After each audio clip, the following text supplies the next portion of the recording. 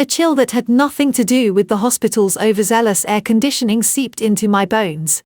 The chemical scent of antiseptic, once a background note, now felt suffocating. 3 days. 72 hours since my world had split in two, gifting me with Ava's perfect rosebud mouth and Ben's serious, slate blue eyes. 3 days of a profound, trembling love that felt older than time, mixed with the exhaustion so deep it was a physical landscape. My body was a foreign country, ravaged and sore. The private room was too quiet. The congratulatory balloons bobbed listlessly in the corner. Outside, a pale Los Angeles sun shone with impersonal cheer. I was fumbling with the nursing bra, a contraption of straps and flaps that defied my sleep-deprived logic. When the door clicked open, I expected Nurse Kelly with her gentle, no-nonsense efficiency. Instead, the air changed. It grew dense, charged with a perfume I knew but had never worn, Sophia Monti's signature blend of tuberose and cold ambition. And then, him, Lucas Wright, my husband of 4 years, stood in the doorway. He looked like a GQ spread against the sterile white, charcoal Tom Ford suit, crisp white shirt open at the collar, not a hair of his dark gold mane out of place. He was tan, rested, and his handsome face held an expression of detached assessment, as if surveying a disappointing quarterly report. Not a glance for me, pale and bloated in my hospital gown. His gaze swept the room, dismissing the flowers, the balloons, landing on nothing. Sophia glided in beside him. She was all sharp angles and liquid silk, a cream-colored Roland Mouret dress clinging to a figure that had never housed a child. Her ash-blonde hair was a perfect sheet. She carried a slim leather portfolio, the same buttery tan as her Valentino handbag. Her smile was a small, practiced curve. "Blake," Lucas said. His voice, the rich baritone that had once murmured promises into my hair, was flat. "You're up."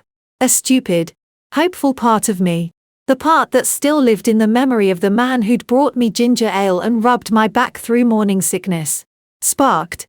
"Lucas, what's going on? Is everything okay?" My voice was raspy, weak. He didn't answer.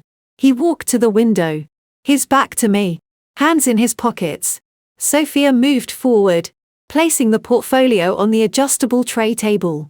She rolled it over me. The metal legs screeched. "We'll make this quick, Blake," Lucas said, still staring at the parking lot. "You've had your rest. Now it's time for realities." Sophia flipped open the portfolio. The top page screamed in bold, black font, "Petition for dissolution of marriage." The words swam. A high-pitched ringing started in my ears. What is this?" I whispered. "It's exactly what it looks like," Lucas said, finally turning. His eyes, the color of the Pacific on a stormy day, held no storm, only a frozen calm. "Our marriage is over. Has been for a long time. You were just useful. For a time. Useful." The word was a breath. "For this." He gestured vaguely towards the hallway, where the nursery lay. "An heir, too. Actually, better than expected." My hands flew instinctively to my abdomen. The tender, empty cradle. You wanted children. We planned for this. We tried for a year. I wanted offspring," he corrected, his tone clinical. "A continuation of the right legacy. You were a suitable vessel. Healthy genes. Decent enough family before the downfall. Presentable." The emotional theatrics, he waved a dismissive hand, were part of the cost of doing business. A cost that has now been fully incurred. Each word was a scalpel. Sophia watched me, her head tilted, like a biologist observing a curious specimen under glass. "You're insane," I choked out. Get out. Get out of my room." I fumbled for the call button, my fingers numb. Lucas moved faster. In 2 strides, he was at the bedside, his large hand closing over mine, pinning it to the sheets. His grip was not painful, but immovable, like iron. The scent of his cologne, once intoxicating, now made me nauseous. "Don't be difficult, Blake. It's beneath you. And it won't help." His face was close now. I could see the tiny, Perfect pores on his nose. The absolute absence of warmth in his eyes. This is a transaction. A generous one. Sign the papers. All of them. Sophia slid a document from the stack. The terms are clear. Blake. In exchange for waiving all parental rights, claims to future earnings, and any interest in the marital estate, with the exception of the agreed sum, you will receive a one-time payment of $3 million. The funds will be wired to an account of your choosing upon execution. $3 million. It was a number from a fantasy. A number meant to stun. It did. My parental rights. I looked from her polished face to Lucas's implacable one. You want me to give up Ava and Ben? I want you to do what's best for them, Lucas said, releasing my hand as if it were contaminated. He straightened his cuff. You have nothing. Your father's company is gone.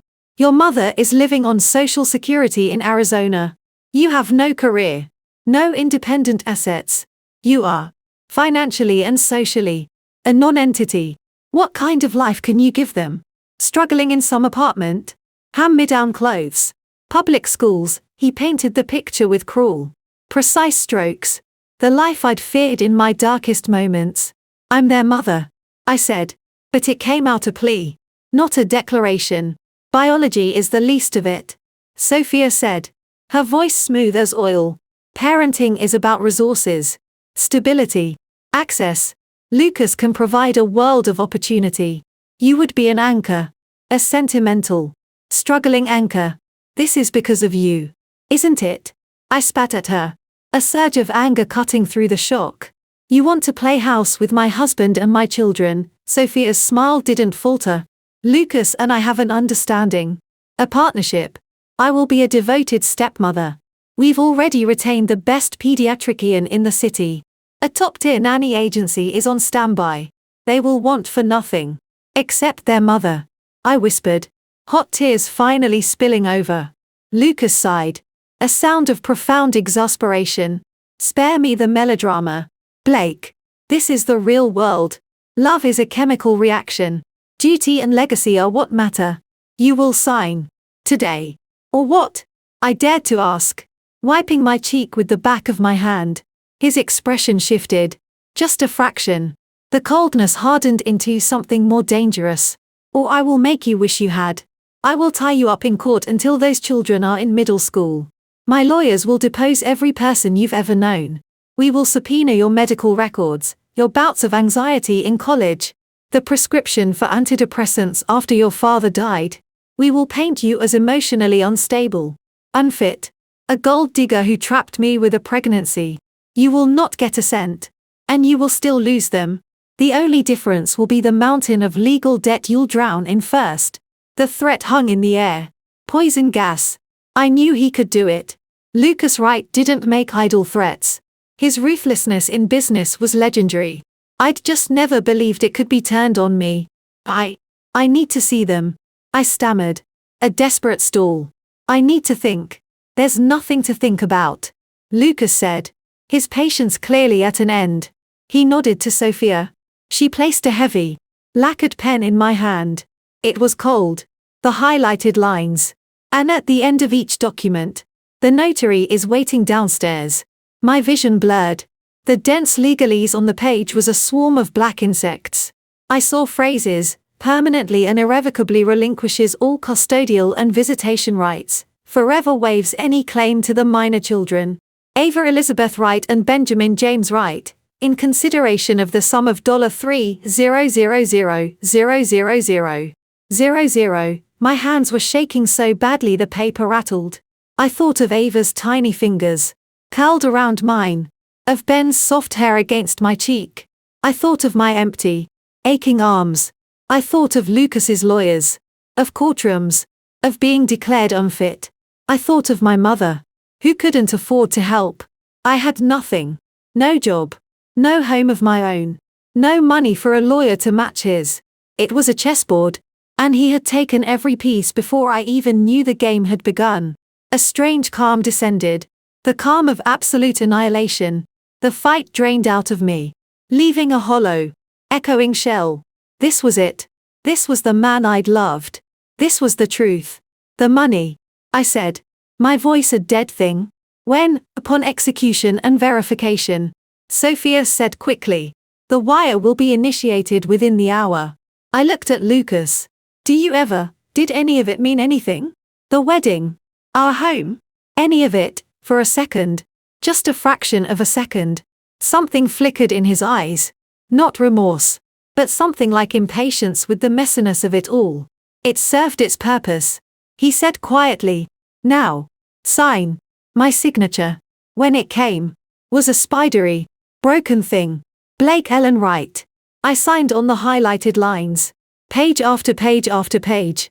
The pen scratched. A sound like bones breaking. I didn't read the details. What was the point? One clause, buried in the middle of a dense paragraph on page 7, caught my bleary eye. Transfer of custody to be effective upon the execution of this agreement and the physical collection of the minors by the petitioner, which shall occur no later than 12:00 p.m. on the third calendar day following, 3 days. My addled brain registered. They have to collect the babies within 3 days of me signing for it to be immediate. Or does that just apply to the legal transfer? The thought was murky. Lost in the flood of pain. I signed it anyway. When I finished, Sophia gathered the pages with the reverence of a collector securing a prized artifact. She didn't look at me. Lucas finally approached the bed again. He looked down at me, and for a terrible moment, I thought he might say something. Some final, crushing thing. Instead, he reached into his inner jacket pocket. I flinched. He pulled out a single, cream-colored envelope, thick with its contents. He dropped it on the blanket beside my hip. A gesture of good faith. He said, 50,000. Cash. For expenses. The rest will follow. And then he turned. Sophia was already at the door. Portfolio clasped to her chest. He joined her. His hand finding the small of her back. A gesture of possession that had once been mine. He paused at the threshold. Not looking back. The nurses will bring the discharge papers. Be out by noon. The driver will take you wherever you want to go. Don't come to the house. Your things will be sent. Then they were gone. The door slid shut behind them. The silence they left in their wake was absolute. A physical void. I stared at the closed door. I looked at the envelope of money. Blood money. I picked it up. It was heavy. I could use it to hire a lawyer. A good one. I could fight. But his words echoed. You will not get a cent. And you will still lose them. The hollow calm shattered. A sound erupted from me. A raw, animal sob that tore at my stitched abdomen.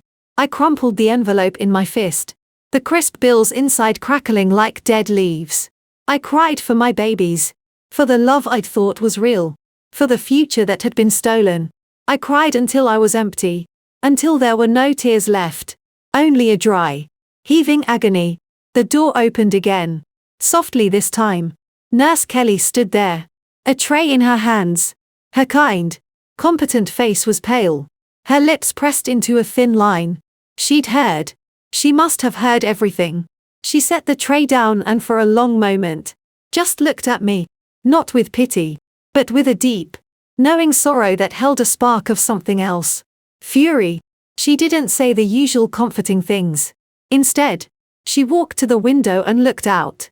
Her back straight. Men like that, she said. Her voice low and steady. They think the world is a spreadsheet. They think people are assets and liabilities. She turned. Her eyes meeting mine. They were a sharp, intelligent green. They forget, she said slowly, deliberately, that liabilities can be revalued. And that sometimes, the most broken asset can become the greatest threat. Her words hung in the air, strange and potent. She wasn't just a nurse offering sympathy. She was speaking in code. A code I was too broken to decipher. She came over. Her movements efficient. She took the crumpled envelope from my limp hand, smoothed it, and placed it on the bedside table. Then she did something unexpected. She took my hand, not in a clinical way, but in a firm, grounding grip. You have a choice, Blake, she said, her voice barely above a whisper. You can take that money and disappear. Or you can stay, and let him grind you into dust. But there might be a third option. I stared at her, uncomprehending. What option? She shook her head slightly, her eyes darting to the door. Not here. Not now. You need to sleep. Real sleep. I'll bring you something to help. She paused. But if you choose the third option, you'll need to be ready. And you'll need to vanish before that clock runs out. Her gaze flicked to the papers the notary had left behind. The copy of the agreement I'd signed. What clock? The one he just started. She said cryptically. Get some rest. I'll be back. She left. And I was alone with the echo of her words and the crushing weight of my defeat. I looked at the money. I thought of Ava and Ben in the nursery, unaware that their mother had just sold them. A fresh wave of nausea hit me. Vanish. The word echoed in the hollow space where my heart used to be. Nurse Kelly's words, about threats and revaluation, were a distant buzz. All I could feel was the loss, vast and swallowing. But beneath it, deep in the marrow of my bones where the primal instinct of a mother lived, a tiny, stubborn ember refused to go out. It was fed by the cold contempt in Lucas's eyes, by Sophia's smug smile, by the unbearable image of her touching my children. No, it wasn't a plan. It wasn't even a thought. It was a feeling, a seismic shift. I picked up my phone from the bedside table. My hands had stopped shaking. I scrolled past the recent calls from Lucas, all businesslike, about baby furniture, past my mother's worried messages. I found a number I hadn't dialed in over a year. A number belonging to Lena Petrov, the brilliant, chaotic girl who'd been my roommate at Stanford, who'd taught me how to hotwire a car on a dare and could hack into the university's mainframe to change grades. She only did it once. For a friend unfairly accused. She was a ghost in the digital world now. A freelance security consultant for people who asked no questions. I typed a message, my fingers steady and cold. Blake, Lena. It's Blake. I'm in the deepest shit of my life. Lucas. The babies. I need to disappear. I need to make him pay. Can you help? No questions asked. I hit send. The whoosh sound was the first step off a cliff. Then, I opened my photos. There they were. Ava. Under the bilirubin lights. A tiny warrior in an eye mask. Ben. Swaddled tight. Sleeping with a profound seriousness. I memoized every pixel. The love that rose up was no longer just tender, it was ferocious. It was a weapon. Nurse Kelly returned with a small paper cup. A pill. To help you sleep. You need your strength. I took the cup. Looked at the pill. Then I looked at her. The third option. I said. My voice sounding strange to my own ears. Tell me. She held my gaze for a long moment. Assessing. She saw the tear-streaked face. The despair. But she must have seen something else, too. The ember. Not yet. She said softly. First. You sleep. When you wake up. If you still want to know, we'll talk. But understand. It won't be easy. It will be the hardest thing you've ever done. And it starts with walking out of this hospital and letting everyone believe you've given up. I placed the pill on my tongue. Took a sip of water. I didn't swallow. I let it dissolve. Bitter. As she turned to leave. When the door closed. I spat the mush into a tissue and hid it. Sleep was the last thing I needed. I needed clarity. I needed rage. I picked up the envelope of cash. $50,000. Seed money. My phone vibrated on the sheets. A single message from Lena. Lena, location. Burner phone details to follow. We're going dark. Tell me everything. I let out a breath I didn't know I was holding. The first ally. I looked at the clock. 10:47 a.m. I had until noon to be gone. The game wasn't over. Lucas Wright had just made his opening move. He thought he'd won. He thought I was a liability he'd neatly written off. But Nurse Kelly was right. Liabilities can be revalued. And I was about to become his worst nightmare. I moved. Pain screamed from my stitches. But I ignored it. I dressed in the loose clothes I'd worn here, a simple maternity dress that now hung on me. I shoved the envelope of cash into the diaper bag the hospital had given me, burying it under samples and pamphlets. I packed nothing else. The flowers. The balloons. The "It's a Boy" And it's a girl. Signs, I left them all. Let the next occupant have them. At 11:30, a different nurse came in with discharge papers. She was cheerful. Oblivious. I signed where she pointed. My signature a messy scrawl. Dad must be so excited to get you all home. She chirped. I managed a sound that could have been a yes. A wheelchair arrived. Protocol. I sat in it. The diaper bag on my lap. A shield and a promise. As I was wheeled down the hallway, we passed the nursery window. I pressed my hand against the glass. In their little isolettes. Ava stirred. Ben slept on. I'll come back for you. I whispered. The words of vow etched in fire. I promise. The orderly took me down to the main entrance. Someone picking you up, yes. I lied. He left me under the portico. The LA sun was bright. Indifferent. Cars came and went. New families. Joyful and exhausted. My world was ashes. I saw the black town car idling at the curb. Lucas's driver. Henry. A good man. He'd drive me to a hotel. Or a bus station. Or wherever I asked. He'd report back. I couldn't get in that car. Using a pillar for support. I stood and walked. Every step a knife in my gut. Away from the entrance. Towards the public parking garage. I had no plan. Only direction, away. My phone buzzed, a new message from an unknown number. Unknown, garage. Level 2. Silver Honda Civic. Keys in magnetic box. Left rear wheel well. Go to 1457 Ocean View. #302. Key under mat. Lena. I didn't look back. I walked into the dim, cool garage. Found the car. Fumbled for the keys. My hands were slick with sweat. I slid into the driver's seat. The car smelling of stale coffee and lemon air freshener. For a moment, I just sat, breathing, my forehead against the steering wheel. The enormity of it all threatened to crush me. Then I thought of Sophia's hands on my babies. Of Lucas's voice saying, a suitable vessel. I started the car. The engine purrs to life. In the rearview mirror, I saw Henry get out of the town car. Looking around. A faint frown on his face. He pulled out his phone. I put the car in reverse. And pulled out of the space. I didn't look in the mirror again. I drove out of the garage. Into the blinding afternoon sun. And disappeared. The silver Honda Civic was a ghost. A nondescript smudge in the California sun. I drove on autopilot. Lena's GPS a calm, robotic voice in the silence. The city. My city for the last 6 years. Blurred past. Rodeo Drive's gilded excess.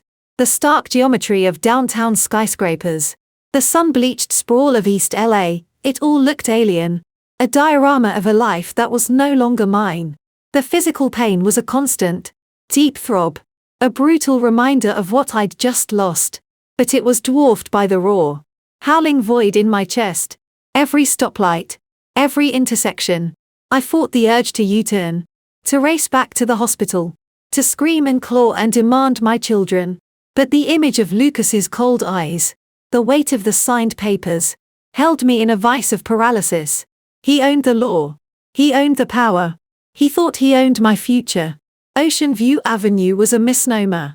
The view was of a cracked parking lot and the sun-faded stucco of the apartment building opposite. 1457 was a 3-story, U-shaped complex the color of dirty sand, with rust-stained railings and a dying palm tree in a concrete planter. It smelled of fried food and neglect. Apartment 302 was at the end of an open-air walkway on the top floor. I found the key under a frayed mat that said Ola, and let myself in. The apartment was a single room. A studio. It was clean. In a sterile, impersonal way. A beige sofa bed. A laminate table with one wobbly chair. A tiny kitchenette with appliances that hummed ominously. The blinds were drawn. A single lamp on a side table cast a weak, yellow pool of light. On the table sat a brand new laptop. A cheap burner phone still in its packaging. And a plain white envelope. I locked the door behind me. The click echoing in the emptiness. I sank onto the sofa. The diaper bag, my only possession, clutched to my chest. The silence was absolute. In the hospital, there had been constant noise, monitors, hushed voices, the distant cry of a newborn. Here. There was nothing. The void rushed in to fill the space. I curled onto my side, facing the blank wall, and wept. This time, the sobs were silent, racking shudders that tore at my stitches. I cried for Ava's first, unfocused blink. I cried for the weight of Ben in the crook of my arm. I cried for the nursery at home, the one I'd painted a soft sky blue, now empty. I cried until I was hollowed out, a dry shell on a strange couch. A sharp buzz shattered the stillness. The burner phone. I fumbled with the packaging, my fingers clumsy. The screen glowed with a single text from an unknown number. Unknown, laptop. Encrypted comms client is installed. Green icon. Double click. Password, AvaBen0915. Our baby's birthdays. September 15 Tich. Lena. A fresh lance of pain. I opened the laptop. It whirred to life, bypassing any setup. The desktop was blank except for a single, green shielded icon labeled Silo. I double-clicked. A minimalist chat window opened. A username was already populated, Wraith. A message appeared instantly. Cypher, Blake. You there? It's Lena. My fingers hovered over the keys. How did one type when one's world had ended? Wraith, I'm here. Cypher, okay. Good. First, ground rules. This channel is secure. I mean, secure. Military grade. End-to-end. Ephemeral. It deletes itself every 24 hours. Server-side and on your machine. We never use real names. You're Wraith. I'm Cypher. Got it, Wraith. Got it. Cypher, tell me everything. From the top. Don't leave anything out. I need data. And so, I typed. The story spilled out in broken, telegraphic bursts. Lucas's arrival with Sophia. The papers. The threats. The $3 million. Signing away my children. The cold envelope of cash. Nurse Kelly's strange words. Leaving the hospital. I told her about the clause I'd half seen. About the 3 days. I told her about the look on his face. The complete absence of humanity. There was a long pause after I finished. The cursor blinked. Cypher, holy. Fucking. Hell. Cypher, okay. Breathe. You're not alone. We're going to fix this. Wraith, how? Is Lucas right? He owns judges. He'll have lawyers crawling over that agreement. I signed it. Lena. I signed my children away. Cypher, first. Stop. You were postpartum. Under duress. Threatened. That agreement is a piece of shit held together by intimidation. It might not be worth the paper it's printed on. But that's a legal fight. And legal fights take time and money we don't have. He wants to play dirty? We can play dirty too. Dirtier. Wraith, what are you talking about? Cypher, Lucas Wright isn't just a rich asshole. He's a rich asshole with skeletons. Big. Clanky. Financial skeletons. I've heard whispers. The kind of whispers that happen in dark corners of the deep web where I sometimes browse. His company, Right Solutions. Their growth curve in the last 2 years is statistically improbable, unless you're cooking the books or have some very shady friends. Wraith, what does that matter? He'll just buy his way out of it. Cypher, not if we have the evidence. Not if we serve it to the right people on a silver platter. The FBI loves a juicy financial fraud case. Especially against a shiny LA celebrity entrepreneur. It looks great on the news. But we need proof. Solid. Irrefutable. Digital proof. Wraith, and you can get that. Cypher, I can try. It's what I do. But it's dangerous. For both of us. If he sniffs even a whiff of this, he'll bury you. And me. He's got the resources to hire people who make me look like a script kiddie. I stared at the screen. Lena. My brilliant, reckless friend, was talking about taking on Lucas at his own game, a game of power, secrets, and destruction. It was terrifying. It was also the first spark of hope I'd felt since the door closed behind him. Wraith, what do you need from me, Cypher, right now? You need to be a ghost. That burner is for this comms channel only. Don't call anyone else. Don't use your personal phone for anything but maybe to check the time. And keep it off. He'll be tracking it. The cash you have, use it for essentials. But in small amounts. Cash only. The car is clean. Registered to a shell corp. I'll guide you on where to ditch it and get another in a few days. Cypher. But first, you need to see a doctor.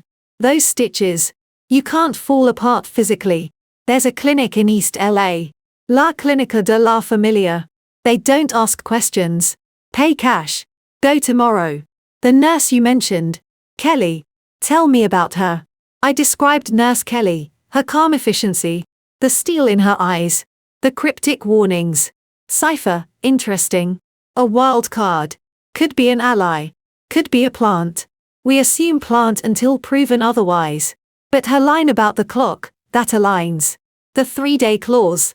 Standard California family law boilerplate. But it's a procedural hook. If he doesn't physically take custody within 72 hours of you signing, the immediate transfer might be contested. It's a thread. A thin one. But it might buy us a sliver of time if we need to move fast. Did you record anything? I thought back. The world had been a roaring tunnel. But, my phone. In my hand. On the bed. I'd fumbled with it. Had I, Wraith? I don't know. Maybe. My phone was in my hand. I might have brushed the screen. It has voice memo. Cypher, that's your first job. Find that recording. If you have him threatening you, coercing you, that's gold. Transfer it to a secure drive on this laptop. Do it now. Then power down your personal phone and remove the battery. Don't just turn it off. I found my personal phone in the diaper bag, under the wads of cash. My hands trembled as I unlocked it. Dozens of missed calls, my mom. A few friends. Unknown numbers. Lucas hadn't called. Of course not. I opened the voice memo app. The most recent recording was from 3 days ago. In the hospital. A snippet of a nurse explaining breastfeeding. My heart sank. Then I saw it. A file from today. Timestamped 9:17 a.m. The duration was 22 minutes. I must have accidentally activated it when he walked in. I pressed play. The sound was muffled. Distant. But clear enough. My own weak voice. Lucas. What's going on? Is everything okay? His flat, dismissive tone. We'll make this quick. Blake. You've had your rest. Now it's time for realities. I listened. A silent scream trapped in my throat. As the horror played back. Sophia's cold recitation of terms. Lucas's threats. I will tie you up in court, paint you as emotionally unstable, unfit. You will not get a cent. And you will still lose them. My own broken sobs.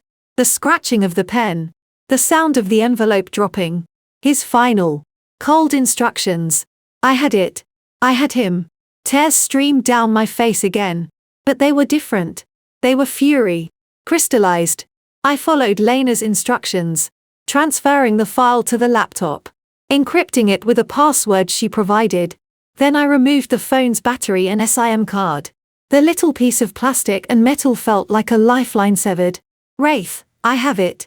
The whole thing. Cypher, good. That's our Exhibit A. Now. You need to eat. Sleep. Heal. There's soup in the cupboard. Instant. But it's food. I'll be in touch. Wraith, Lena, thank you. Cypher, don't thank me yet. We're just getting started. And Blake. Wraith. Welcome to the shadows. The chat window went dark. The program had closed itself. I was alone again. But the silence felt different. It was no longer empty. It was charged with potential. With danger. I forced myself to stand. I heated water on the stove and made the soup. I drank it. Tasting nothing. The act of swallowing was mechanical. I used the bathroom. Moving slowly. Wincing at the reflection in the mirror. A pale, hollow-eyed stranger stared back. I lay down on the sofa bed. But sleep was a distant country. My mind raced. The recording. Lena's plan. Financial skeletons. The 3-day clause. Nurse Kelly. The money. Lucas. At home in his multi-million-dollar hilltop mansion in the Hollywood Hills. Were the babies there yet? Was Sophia already there? Picking out new curtains for the nursery? The thought was a physical sickness. Sometime in the deep, dark hours of the night, my burner phone buzzed again. Not a message. An incoming call. The number was blocked. Hesitantly, I answered. Hello, Blake. It's Kelly. The voice was low. Steady. How did you get this number? The same way I know you're in a shipbox studio in Venice. The same way I know you spoke to a friend named Lena Petrov at 4:22 p.m. today. Her tone wasn't threatening. It was matter-of-fact. You left a digital breadcrumb the size of Texas when you used the hospital Wi-Fi to message her. I scrubbed it. Lucas's people are good. They'll find the crumb. But it'll lead to a server farm in Reykjavik now. I sat up. My heart hammering. Who are you? A long sigh on the other end. My name is Kelly Chen. I was a behavioral analyst with the FBI for 12 years. I specialized in financial crimes and coercion patterns. I've seen men like your husband before. The kind who think people are commodities. My sister wasn't as lucky as you. She didn't have a mysterious nurse in her room. She signed the papers. She took the payout. She jumped off the Golden Gate Bridge 6 months later. The stark confession hung in the air. I'm so sorry. Don't be. Be angry. Be smart. Her voice sharpened. Lena is right. The recording is good. The financial angle is better. Lucas Wright's empire is built on quicksand. But you can't just leak it to the press. He'll tie it up in libel suits for years. And you can't go to the authorities with just a hunch and a voice memo. You need an irrefutable case. And you need leverage. Leverage for what? To get your children back. Blake. Not to destroy him. That might be a byproduct. But the goal is Ava and Ben. Always. Remember that. The moment you start wanting vengeance for its own sake, you'll make mistakes. He won't. Her words were a bucket of ice water. What do I do? First, you let me help. I have resources, safe houses, ways to move you that even Lena can't easily trace. Second, you need to understand what you're up against. Lucas isn't just a bully with a lawyer. He's connected. His shady friends Cypher mentioned. They're real. A group based out of Miami. They launder more than money. They make problems disappear. He hasn't called them in on you yet. He thinks you're a non-threat. A ghost who took the money and ran. We need to keep him thinking that. How? You need to be seen. But not as you. And you need to give him a narrative he'll believe. She paused. There's a bar in Long Beach. The Rusty Anchor. It's a dive. The kind of place where broken people go to disappear. I want you to go there tomorrow night. Use some of the cash. Buy a drink. Sit at the bar for an hour. Look devastated. Let someone see you. A specific someone, a private investigator named Vince Crow. He's a bottom feeder who does occasional work for one of Lucas's law firms. He's not good. But he's persistent. He'll be tipped off to look for you there. You want me to walk into a trap? It's not a trap. It's a play. He'll see a heartbroken, postpartum woman drowning her sorrows. He'll report back. Lucas will believe you're falling apart. That you're exactly where he wants you, defeated and out of the way. It'll buy Lena time to dig without him looking over her shoulder. It was insane. It was brilliant. And then what? Then you vanish for real. I'll move you to a proper safe house. You'll heal. You'll train. And we'll build our case. But step one is selling the lie. Can you do that? I thought of Ava's face. Of Ben's tiny hand. I saw Lucas's smirk. Yes. Good. The Rusty Anchor. Tomorrow. 8 p.m. Wear the clothes you left the hospital in. Don't wash your face. Look like hell. It won't be hard. A hint of grim sympathy tinged her voice. And Blake, whatever you do, do not, under any circumstances, try to contact your children or go near your old life. Not a call to the nanny. Not a drive-by of the house. He'll be waiting for that. It's the first thing they expect. She hung up. I sat in the dark. The phone cold in my hand. Kelly Chen. Ex-FBI. Her sister. It was too much to process. But the alternative, giving up, letting Sophia raise my babies, was unthinkable. The next day passed in a fog of pain and surreal purpose. I went to the clinic. As Lena instructed. A kind, overworked nurse practitioner checked my stitches. gave me stronger painkillers and antibiotics, and told me to rest. I paid in cash from the envelope. Feeling the weight of the bills diminish, I spent the afternoon on the laptop, using the Silo program. Lena was a ghost in the machine, feeding me information in bursts. Cipher, right solutions. Their offshore holdings are a work of art. Shells within shells. But they all lead back to a few key accounts in the Caimans. Problem is getting past the digital moat. Their security is top tier. I'm looking for a backdoor. A disgruntled ex-employee. A weak link. Cipher, also. Digging into the lovely Sophia. Sophia Monty. Old LA money. But the well's been dry for a while. Daddy has a gambling problem. Her interest in Lucas isn't just romantic. It's a bailout. She's a leverage point. Cipher, found your PI. Vince Crow. Here's a joke. Has a gambling debt to a not nice guy. Lucas's firm uses him for low-rent surveillance. Kelly's right. Perfect patsy. As evening fell, I looked at myself in the mirror. I didn't need to act. The woman staring back was a ruin. Dark circles like bruises. Skin pale and waxy. Hair lank.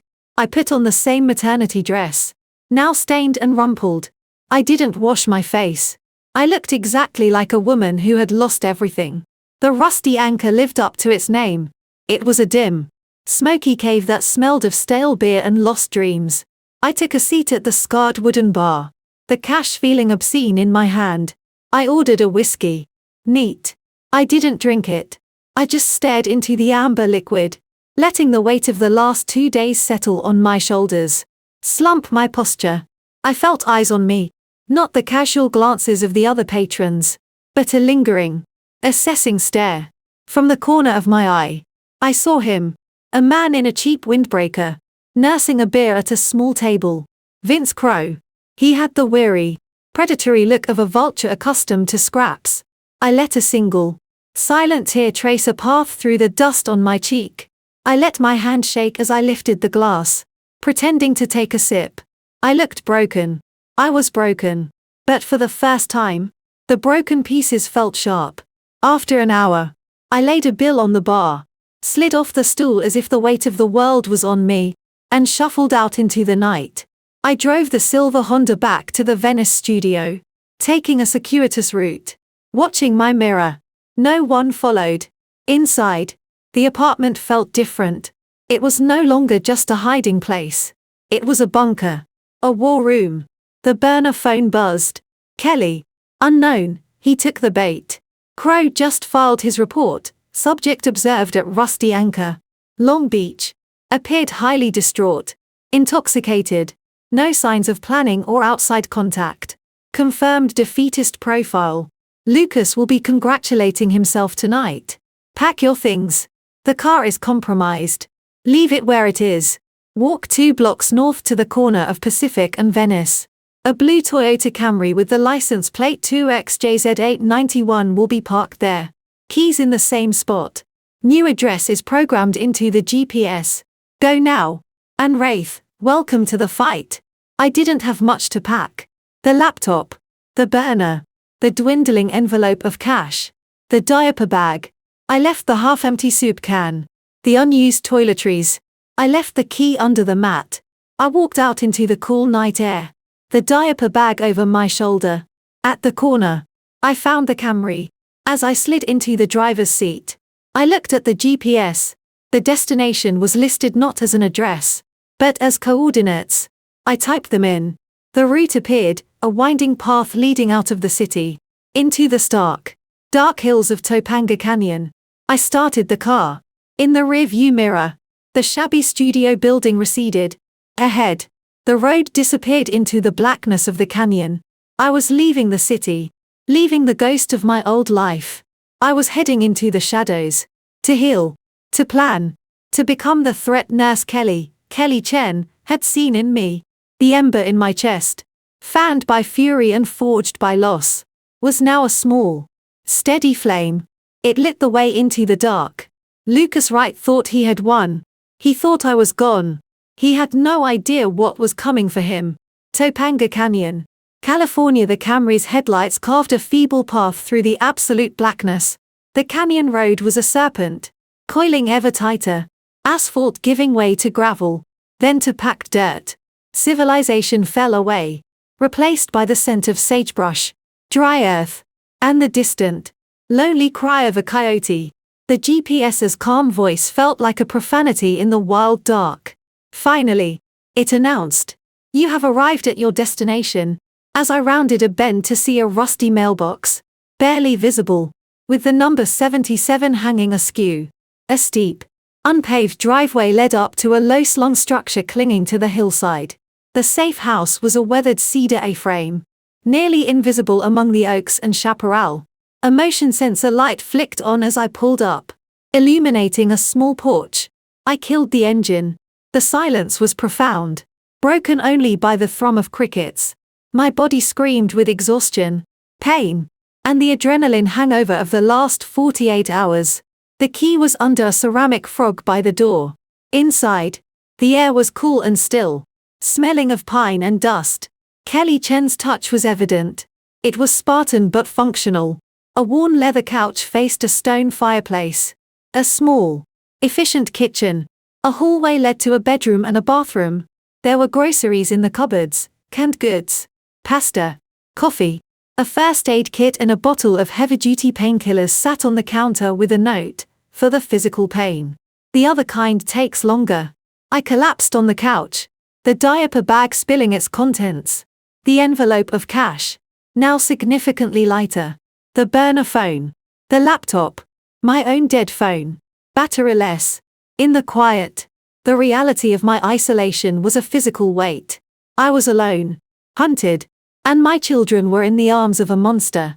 A fresh wave of despair crested, threatening to pull me under. No. I forced myself to stand. I took a painkiller. I drank a glass of water. I opened the laptop. Silo blinked to life. Lena was already there. "Cypher, welcome to the Batcave. Topanga edition. Comms are secure. How's the digs, Wraith? Isolated.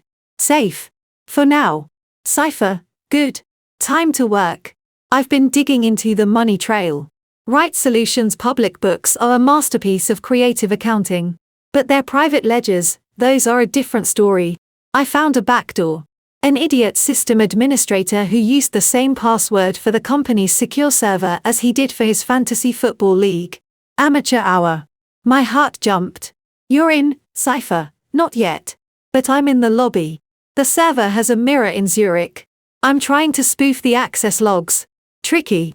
But I did find something else. Your friend Sophia. She's not just a socialite. She's a signatory on 3 LLCs that have received massive consulting fee wire transfers from Right Solutions subsidiaries in the last 18 months. Over $2 million total. For what? Strategic advisory services. Looks like Lucas is funneling cash to her. Propping up the Monty family fortunes. That's not just love. That's a financial tether. Wraith, can we use that? Cypher, maybe. It's a pressure point. If Sophia feels the heat, she might turn on him. But we need more. A smoking gun. I'm looking for the link to the Miami crew Kelly mentioned. They are called the Coral Gables Consortium. A polite name for a very impolite group of money launderers and fixers. Wraith, how do you know all this, Cypher? Let's just say my client list has included people who needed to know about groups like that. And I have a photographic memory for data. It's a curse. Mostly. A new window popped up on the screen. A video call request. Encrypted. From Oracle. Kelly. I accepted. Her face filled the screen. She was in a different room now. Utilitarian. With a world map on the wall behind her. She looked alert. Sipping from a large mug. The rusty anchor was a good performance. She said without preamble. Crow's report has been filed. Lucas is satisfied. His shifted focus. My contact at his security firm says he's more concerned about a hostile takeover bid from a rival tech firm than about you. He thinks you're a non-issue. Crying into your whiskey. That gives us a window. How long? My voice was rough. A week? Maybe 2. He's arrogant. Not stupid. He'll have someone do a deeper check eventually. We need to build our case and move to the next phase before that. She leaned forward. Your first priority is to get strong. You're no good to anyone if you hemorrhage or get an infection. Rest. Eat. Do the exercises the clinic gave you. I've scheduled a remote check-in with a doctor I trust for tomorrow. I need to do more than just rest. I protested. The helplessness gnawing at me. You're the central node. Lena is the intelligence gatherer. I'm the strategist and the muscle. Frank is our legal mind. She saw my confusion. Franklin Reed. Your father's old friend. The lawyer. I reached out to him. Frank. He's retired. He's in his 70s. And he's forgotten more about California family and contract law than most hotshots will ever know. More importantly, he's loyal to your father's memory. And he hates Lucas Wright.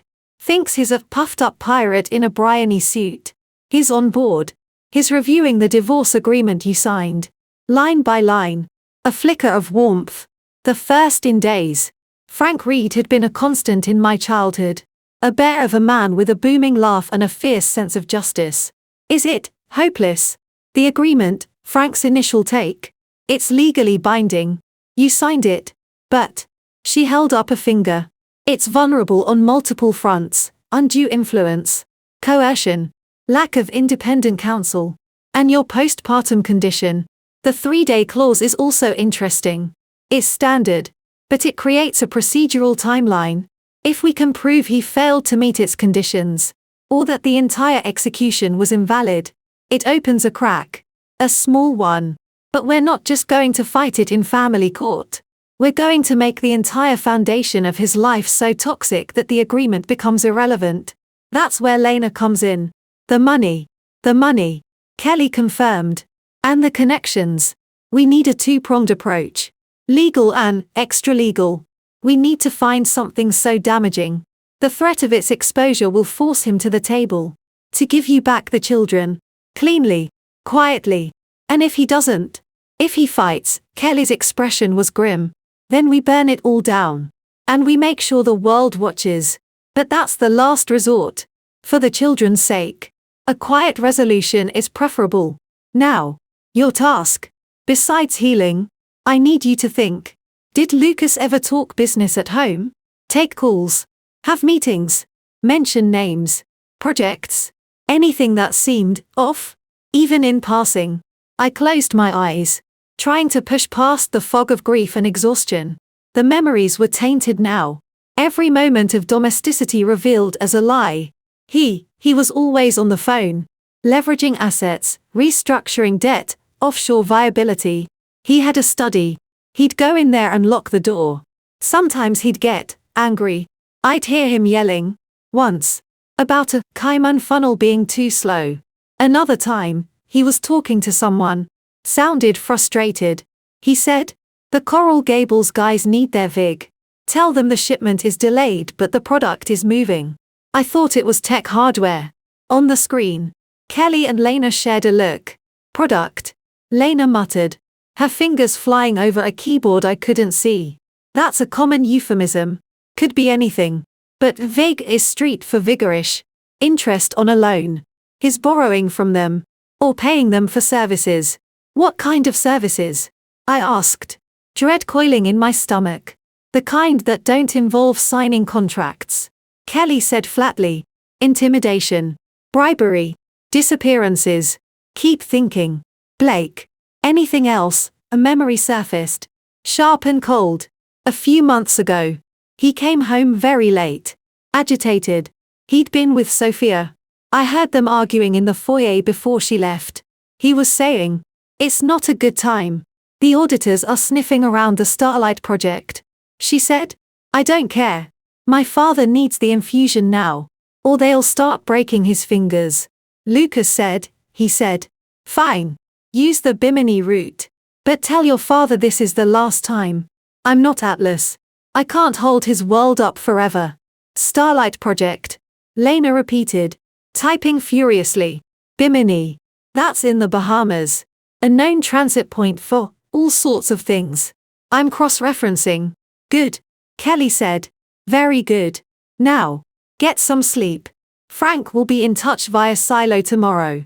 We'll start building the file. The Lucas Wright is a criminal file. The call ended. The silence of the canyon house pressed in again. But it felt different. It was no longer the silence of emptiness, but of concentration. Of a beast gathering itself in the dark.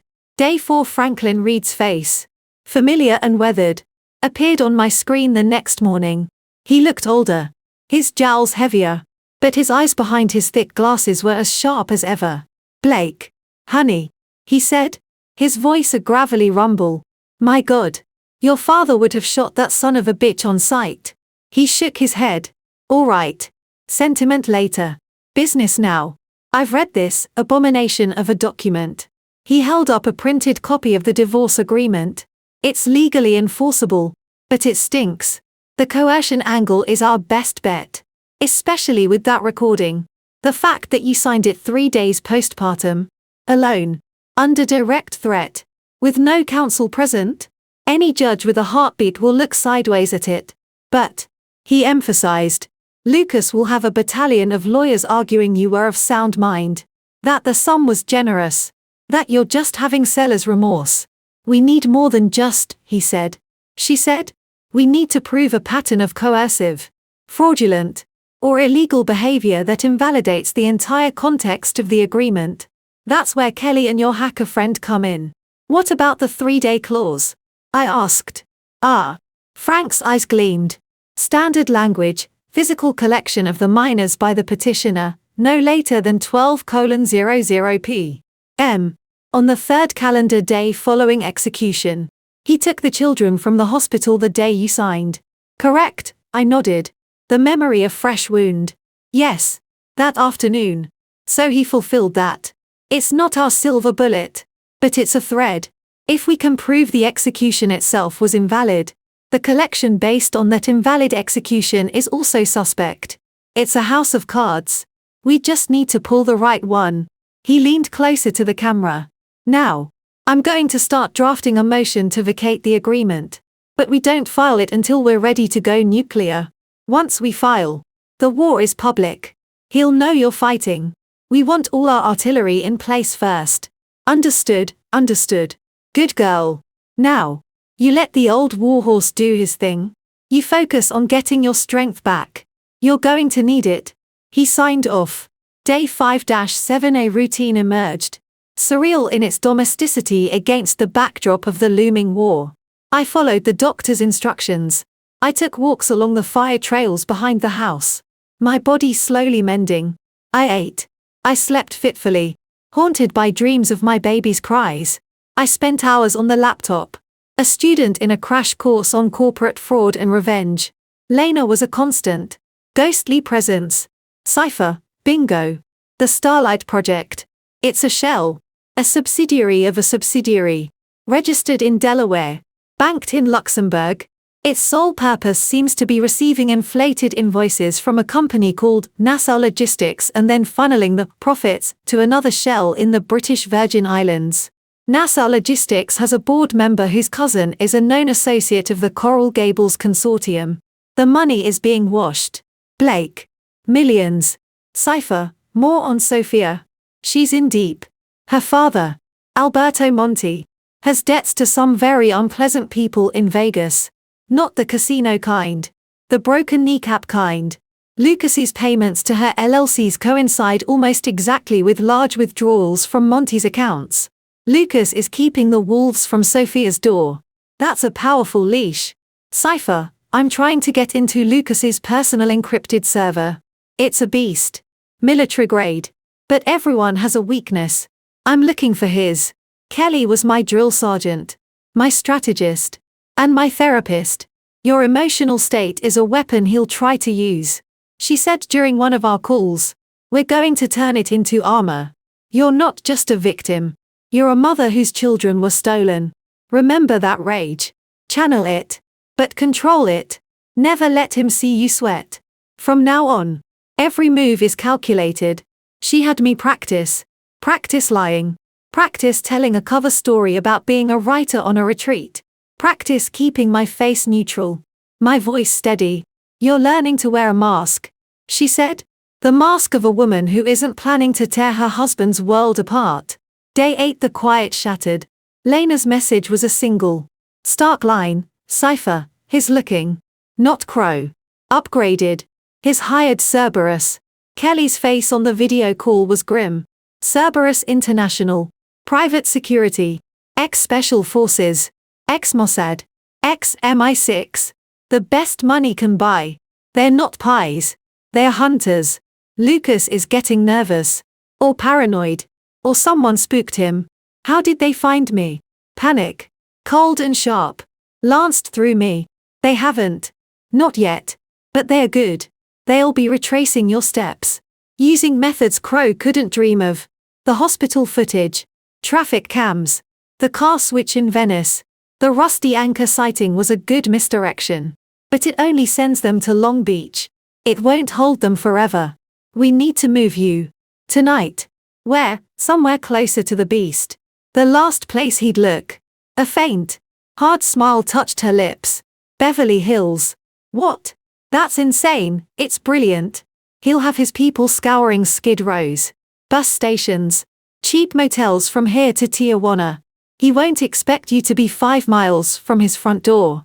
In a multi-million-dollar rental property owned by a discreet offshore trust. It's a high-risk, high-reward play. You'll be in a gated community with 24/7 security, security I've vetted. You'll be a grieving heiress from Switzerland, here for privacy. The story is already planted. The owner is indisposed, starred for the season. The audacity of it took my breath away. And how do I get there? If Cerberus is looking, we use their assumptions against them. You'll leave the Camry at a mall in the valley. You'll take a bus downtown. You'll change your appearance.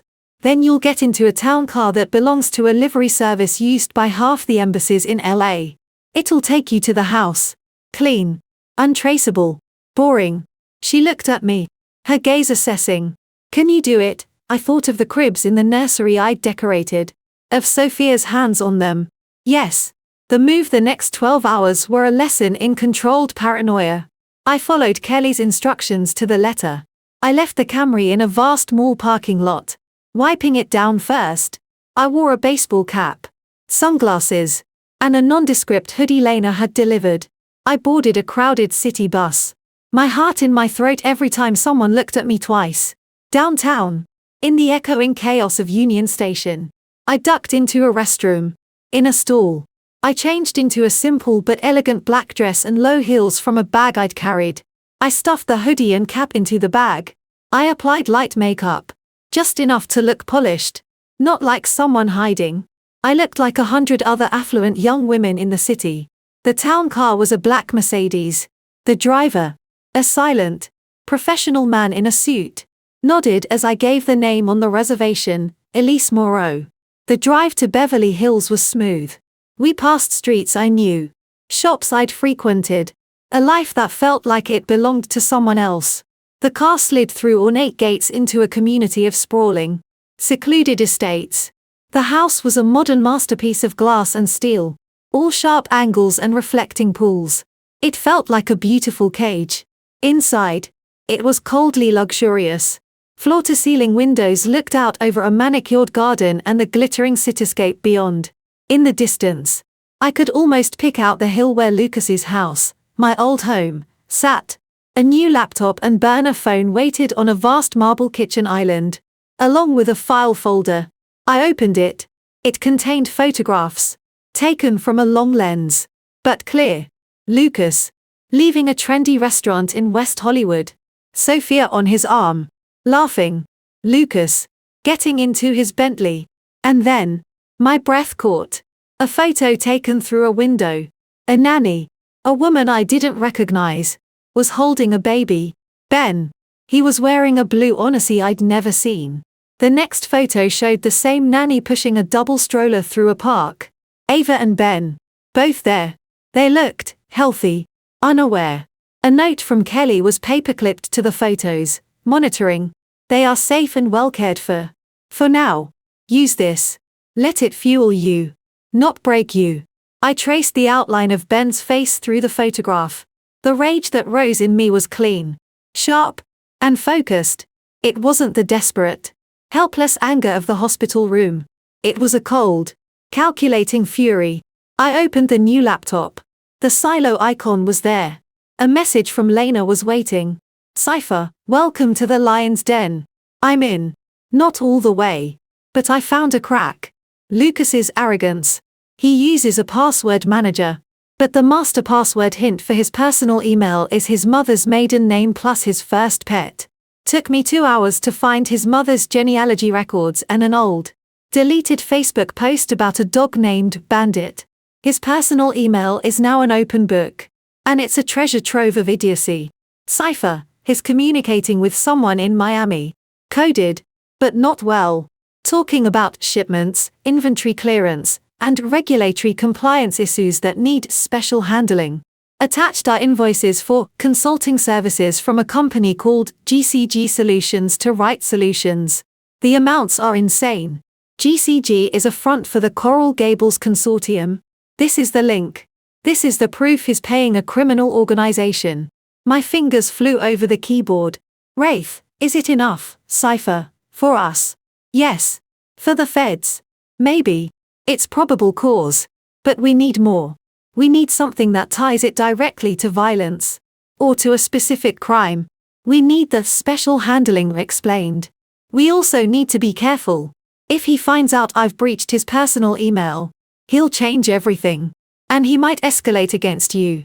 We have to be ready to move fast. Wraith, what's the next step, Cypher? I'm setting up a honey trap. I'm going to send him an email. From a spoofed address that looks like it's from his contact in Miami. Something vague but worrying. Asking for clarification on the Nassau issue. If he panics and replies with details, we have him. It's risky. He might call instead. Wraith, do it. I didn't hesitate. The time for caution was over. We were in his territory now. Both physically and digitally. The hunter was about to become the hunted. Kelly joined the chat. Oracle, the move was clean. No tails. You're secure for now. Frank has drafted the motion. It's a masterpiece. But we wait. Lena, proceed with the honey trap. Blake, your job is to become Elise Moreau. There's a dossier on the desktop. Study it. You'll have a delivery tomorrow. Clothes, groceries, everything fitting the cover. The neighbors are distant. But be prepared. The mask must be perfect. I looked out the window at the glittering city. Somewhere out there, Lucas Wright was in his mansion. Thinking he'd won. Thinking I was broken. Or hiding in fear. He was congratulating himself. Maybe toasting with Sophia. He had no idea. The ghost he'd created was now in his city. In his world. With a recording of his crimes. A hacker in his inbox. An ex-FBI analyst on her side. And a lawyer sharpening his knives. The vanishing act was over. The reckoning had begun. Beverly Hills, California. Elise Moreau moved through the cavernous, cool rooms of the glass house. The name felt like a stolen skin. I wore it in the designer athleisure wear delivered to the door. In the way I sipped espresso at the vast kitchen island. Staring at the city view. I studied the dossier Kelly provided. Elise, 32. Swiss French. Heir to a pharmaceuticals fortune. Seeking solitude after a broken engagement. Her hobbies, Pilates, art collecting, silent films. Her allergies, shellfish, disingenuous people. I memoized it all. The fiction becoming a layer of armor. The reality was a constant, low-grade hum of terror and purpose. The photos of Ava and Ben were pinned to the stainless steel refrigerator with simple magnets. My touchstones. My reasons. Silo was my lifeline. A digital war room pulsating in the sterile quiet. Cypher, honey trap is deployed. Sent from Miami contact at SecureTor. Net to Lucas's personal. Subject line, urgent, clarification on Nassau logistics discrepancy. Body text, our mutual friends are asking questions. The numbers from Q4 don't reconcile with the shipment logs. Need your confirmation on the final product volume before we proceed with the next phase. A discrepancy could draw unwanted attention to the Bimini route. Lena explained her logic, vague enough to be plausible, specific enough to trigger panic.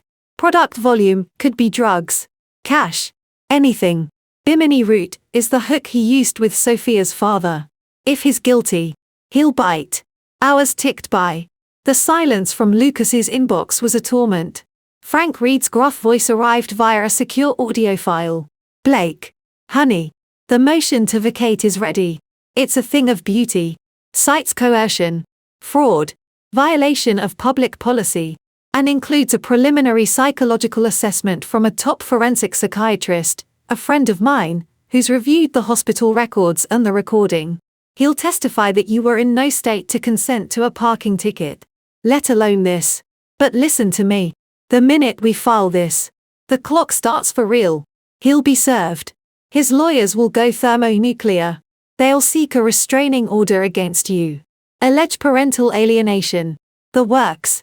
We need all our ducks in a row before that first shot is fired. Kelly tells me you're working on the ducks. Get me the biggest, ugliest duck you can find. Oracle, Kelly. Her updates were operational. The Cerberus team had been sniffing around the bus depot in Long Beach. Then the women's shelters in Santa Monica. They'd found the silver Honda in Venice, impounded by the police for being abandoned. They were following the script of a woman in free fall. But she warned, they're methodical.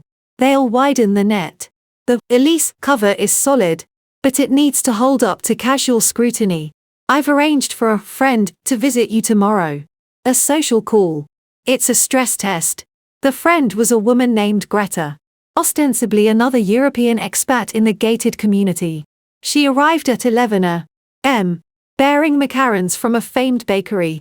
She was in her 50s, impeccably dressed, with the keen, assessing eyes of a raptor. Elise, darling. So sorry to intrude. She trilled in a vague Central European accent. I heard the terrible news about you and Philippe. Men are beasts. Non, we took our macarons to the terrace. She made small talk about the difficulty of finding good help in LA. The state-of-the-art scene. The tedium of charity galas. It was a performance. She was probing. Subtly. Who were my people in Geneva? What gallery did I prefer? Had I been to the new exhibition at the Broad? I channeled the dossier, layering in enough hesitation and sadness to explain any gaps. After everything with Philippe, I just needed to be away from it all. The memories. You understand? I let my eyes glaze over, looking at the skyline. Sometimes I think I'll just sell the chopped shares and buy an island. She patted my hand, her touch dry and cool. Time, darling. Time and distance. You've chosen the right place for it. So quiet here. But her eyes were still scanning, the sparse decor. The single suitcase visible in the master bedroom through the glass door. The lack of personal effects. I'd followed Kelly's instructions, a few expensive art books strewn about. A shawl tossed over a chair. A single, tasteful family photo of strangers on the mantel. After an hour, she left with air kisses. My back was stiff with tension. Oracle, Greta's report, subject credible. Exhibits appropriate grief withdrawal. No red flags. Believes cover. One hurdle cleared.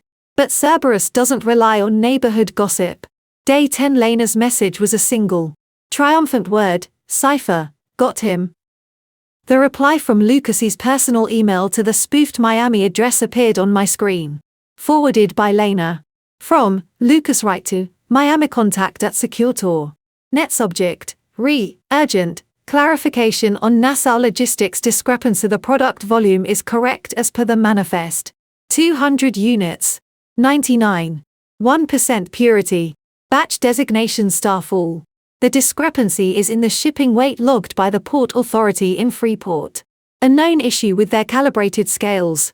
Our man there is already compensated for the oversight. The Bimini route is clean. The next shipment, 300 units. Starlight batch, is scheduled for the 28th. Ensure your people are ready for receipt and distribution. The regulatory compliance issue with the FDA audit is being handled separately. Our consultant from GCG is confident the inspector will see only what we want him to see. Do not contact me about this again on this channel. Use the burners as agreed. Lucas, I read it 3 times. The cold. Clinical language. Units. Purity. Batch designation. This wasn't just financial fraud. This was narcotics. Large scale. International narcotics trafficking. The consultant from GCG was a bribe. Or worse. The regulatory compliance issue was a federal investigator being corrupted or threatened. Wraith, drugs. He's moving drugs. Cipher, and bribing federal officials. This is it. Blake. This is the thermonuclear duct. This ties the Coral Gables consortium directly to a felony. The FDA audit line is golden. But we need to verify. I'm tracing the Starfall and Starlight batch designations. Looking for anything in shipping databases. DEA chatter. Oracle. Kelly's response was swift and clinical. This changes the calculus. This is no longer just about coercion in a divorce. This is about putting a major drug trafficker behind bars. We have to be exceedingly careful. If he even suspects we have this, he will have you killed. Not threatened. Killed. The Miami people won't hesitate. We need to move this evidence to a secure, third-party location. A digital dead man's switch.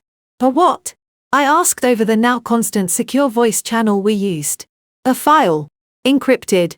Set to automatically release to multiple major news outlets and law enforcement agencies if I don't input a code every 24 hours.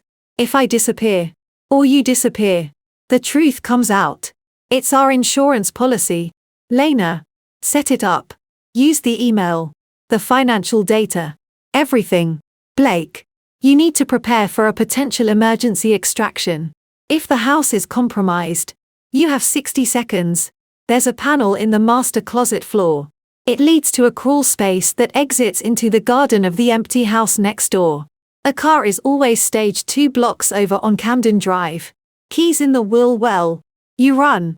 You don't look back. The pristine Beverly Hills house now felt like a trapdoor over a pit of snakes. Every car that passed the gate, every rustle of the landscaper's leaves, sent my heart into my throat. Day 11. The surveillance photos kept coming. Lucas at a business lunch. Sophia shopping on Rodeo Drive. And the babies. Always the babies. In the park. In a sleek, blacked-out SUV. A new photo showed Ava in a frilly pink dress I would never have chosen. The sight was a physical blow. Frank was ecstatic and horrified by the email. This is beyond our wildest hopes. It's also a nightmare. We can't just hand this to a divorce judge. This goes to the U.S. Attorney's Office. The problem is timing. If we go to the feds, their investigation could take months. Years. Lucas might get tipped off and flee. Or he might retaliate against you. We need to use this as leverage first. To get the children back immediately and safely. Then we burn him. How? The word was a whisper. We confront him. Not with a lawsuit. With an ultimatum. We show him we have this. We tell him he gives you full, legal, uncontested custody of Ava and Ben, with a substantial financial settlement for their care. And you walk away quietly. He gets to pretend it's an amicable split. If he refuses, or if anything happens to you, the email and all the supporting documents go to the DEA, the FDA, the Los Angeles Times, and the Miami-Dade Police Department's organized crime unit simultaneously. It was a staggering gamble.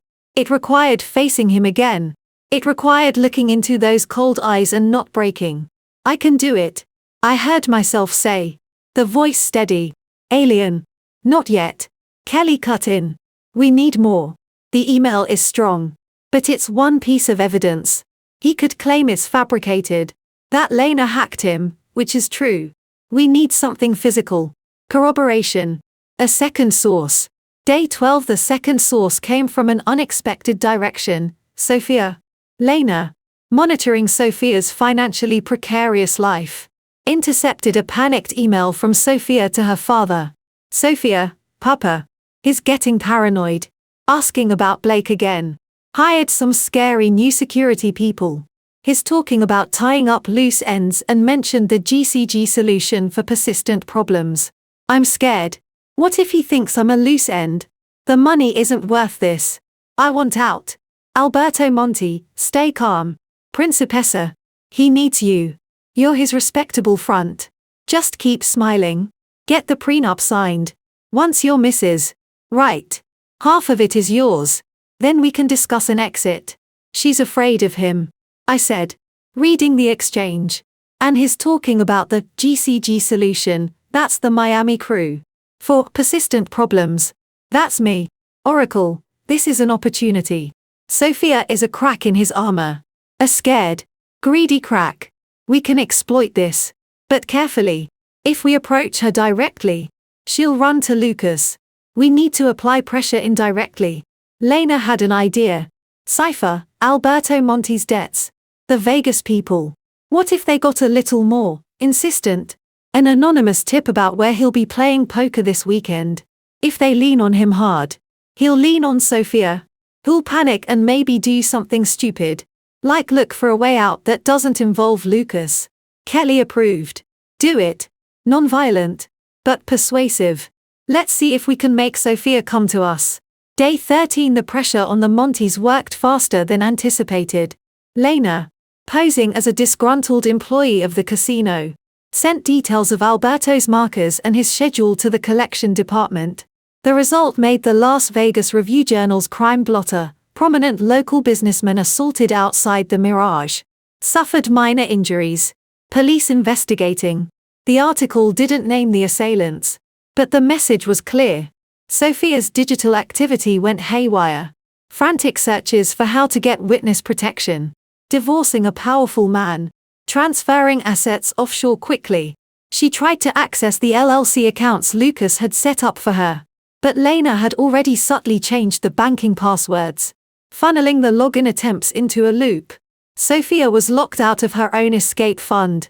Then, the breakthrough. In her panic, Sophia did something recklessly brave. She went into Lucas's home study when he was at the office. She used her phone to take pictures of documents on his desk. She was looking for account numbers. Maybe. What she found was worse. The photos, blurry but legible, arrived in a desperate, encrypted email Sophia sent to her own lawyer, which Lena intercepted. They were pages of a contract between Right Solutions and GCG Solutions. Not for consulting. For security and logistics assurance. The scope of work included phrases like neutralization of competitive threats, resolution of personnel disputes, and regulatory facilitation. The fees were astronomical. Attached to the contract was a handwritten addendum, initialed by Lucas and a man named Esteban Rojas, a known lieutenant in the Coral Gables Consortium, detailing a success fee for the FDA audit resolution. With a postscript, as discussed, the Nassau matter is closed. No further loose ends. Sophia had just handed us the physical, corroborating evidence, and she'd implicated herself in the process. Wraith, we have to get her before Lucas realizes what she's done. Oracle, agreed. But we can't just scoop her up. She's a flight risk.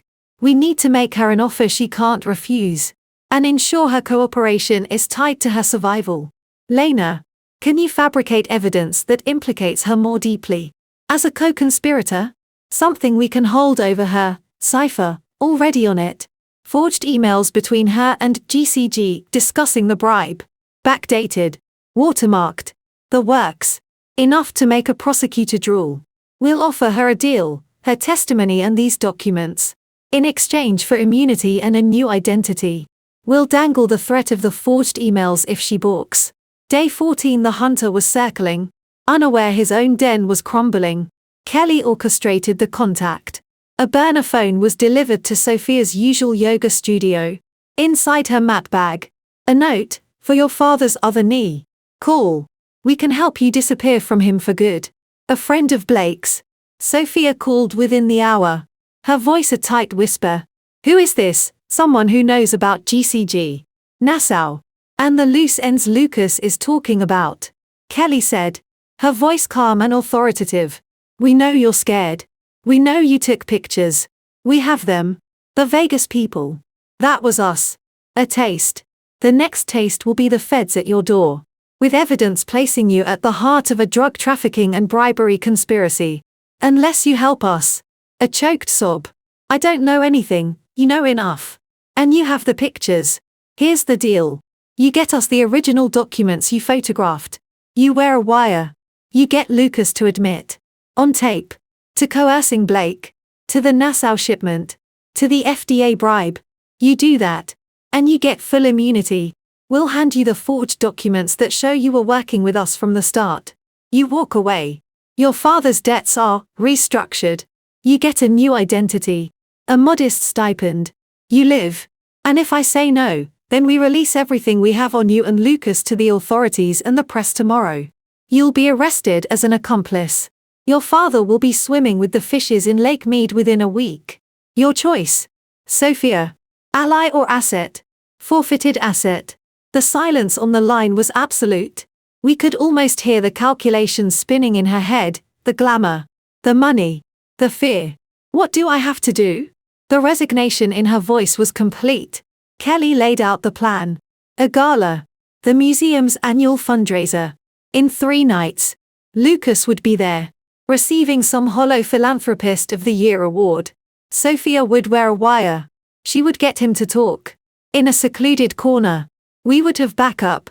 Eyes on her at all times. It was a dangerous, delicate operation. But it was our best chance to get the confession that would make everything else undeniable. That night, staring at the city lights, I didn't see beauty. I saw a chessboard. We had moved our pieces into place, the damning email, the corroborating contract, the turned asset. Frank had his motion. Lena had her dead man switch. Kelly had the operational plan. Lucas Wright, the hunter, was surrounded. He just didn't know it yet. He was still looking for a ghost in the shadows. A broken woman. He was about to learn that the ghost was now the hunter. And she was coming for him at the heart of his own glittering world. Beverly Hills safe house. 3 days before the gala, the silence in the glass house was no longer empty. It was charged. A drawn bowstring. Sophia Monty, the woman who had stood beside Lucas as he destroyed me, was now our most volatile and crucial asset. The word ally stuck in my throat. She was a means to an end. A scared rabbit we'd cornered. But a rabbit with teeth. An intimate knowledge of the wolf's den. Kelly was in full operational mode. Her voice, through the encrypted line, was crisp, devoid of empathy. She's compliant, but fragile. Her primary motivation is self-preservation, tinged with a healthy dose of spite. Lucas's loose ends comments scared her more than we did. She's realized she's expendable. We can use that fear. But we cannot trust her. The wire, I said, pacing the cool concrete floor. What if he finds it? He won't. It's state-of-the-art. Subdermal microphone. Embedded in the clasp of the bracelet we're having delivered to her. The transmitter is in the heel of her shoe. Minimal range. But we'll have a receiver van parked 2 blocks away. My old partner, Marcus, is running tech. He's the best. A pause. The bigger risk is her performance. She has to be convincing. She has to lead him into the confession without setting off his alarms. Lena's updates were a stream of relentless data. Cypher, monitoring all of Sophia's comms. She's clean. No contact with Lucas outside of routine, darling. What should I wear? Stuff. She's scared shitless. Also, I've dug deeper on the gala. The guest list is a who's who. Interesting note, Danielle Vance RSVP'd, yes. Danielle Vance. The name triggered a memory from the society pages. A tech billionaire. Founder of Vance Adaptive Systems. A fierce competitor of Lucas's in the defense contracting space. Younger. Sharper. And notoriously ruthless in business. She'd been trying to poach Right Solutions clients for years. Wraith. Why is that interesting, Cypher? Because according to some chatter I've picked up from Lucas's investment banker's server, don't ask, Vance has been quietly buying up Right Solutions debt. A lot of it. She's positioning herself for a hostile takeover. If Lucas's world starts to crumble, she'll be the first vulture on the scene. Oracle, Kelly's response was thoughtful. A potential wild card. Or a potential accelerant. If she smells blood, she might apply pressure from another direction. We need to be aware of her. But we don't approach. Not yet. Our play is Sophia and the wire. One move at a time. Frank weighed in via audio file. Legally, a confession obtained via a confidential informant wearing a wire is admissible, provided proper procedures are followed and we're not acting as agents of the state. We're private citizens. It's a grey area. But it'll hold weight. especially with the documentary evidence. It could be the final nail that convinces the U.S. attorney to move fast. But Blake, remember the goal. The confession is leverage to get the children back first. We use the threat of taking it public to force a settlement. The actual prosecution is phase 2. The goal. Ava and Ben. Every other consideration, revenge, justice, seeing Lucas in prison, was secondary. It had to be. Kelly's warning echoed, the moment you start wanting vengeance for its own sake, you'll make mistakes. Day 15, 2 days before the gala package arrived for Elise Moreau. Inside, wrapped in tissue paper, was an evening gown. Not for me. For Sophia. Kelly's note, part of the cover. You're loaning a dress to a newfound friend for the gala. Delivery is arranged. The bracelet is sewn into the inner lining of the garment bag. The gown was a stunning, liquid silver Gucci. It was the kind of gift Elise would bestow. The kind of gesture that would explain any last-minute contact between the reclusive heiress and Sophia Monty. Sophia confirmed receipt with a one-word text to the burner, received. Then, an hour later, another message, he's in a mood. Asked me if I'd been in his study. I played dumb. He's paranoid. The Cerberus people have nothing to report on Blake. It's making him angrier. Oracle, good. Paranoia clouds judgment. An angry, paranoid man is more likely to make a mistake, to say something he shouldn't. Sophia needs to lean into that. Stoke his anger. Then offer a sympathetic ear. Lena provided the script. Cipher, she should approach it like this, express concern about Blake. The poor thing. She must be so lost. So desperate. Frame it as pity. Then pivot. But all this stress. Lucas. It's bad for you. The business. The audit. Now this. Drama. You don't need this. Maybe it's time to just make it all go away. For good. He'll either bite and elaborate, or shut down. We need him to bite. It felt grotesque, orchestrating this intimate betrayal. But the image of the silver gown, the one I'd never wear, hanging in my sterile safe house, was a potent symbol. I was dressing my enemy to entrap my husband. The layers of deception were dizzying. That afternoon, the universe decided to add another twist. A courier delivered a small, heavy envelope to the gatehouse. Not for Elise Moreau. For Blake Wright, the security guard, following Kelly's protocol, called me. Ms. Vance's assistant dropped it off. Said it was personal. Danielle Vance. How? The cover was blown. Panic. Cold and immediate. Seized me. I called Kelly. Don't panic, she said. But her voice was taut. If she meant you harm, Cerberus would be at the gate. Not a courier. Have the guard open it and read the contents to you over a secure line. Do not touch it. 5 agonizing minutes later, the guard's voice, confused, came back. It's a USB drive. And a note. The note says, a mutual interest in grounded kites. This might help clip the strings. Discreet. Always. DVA grounded kite. Lucas's company logo was a stylized, soaring kite. Grounded kites. Have him destroy the note. Bring the drive to the house. Leave it on the porch. Do not insert it into any system.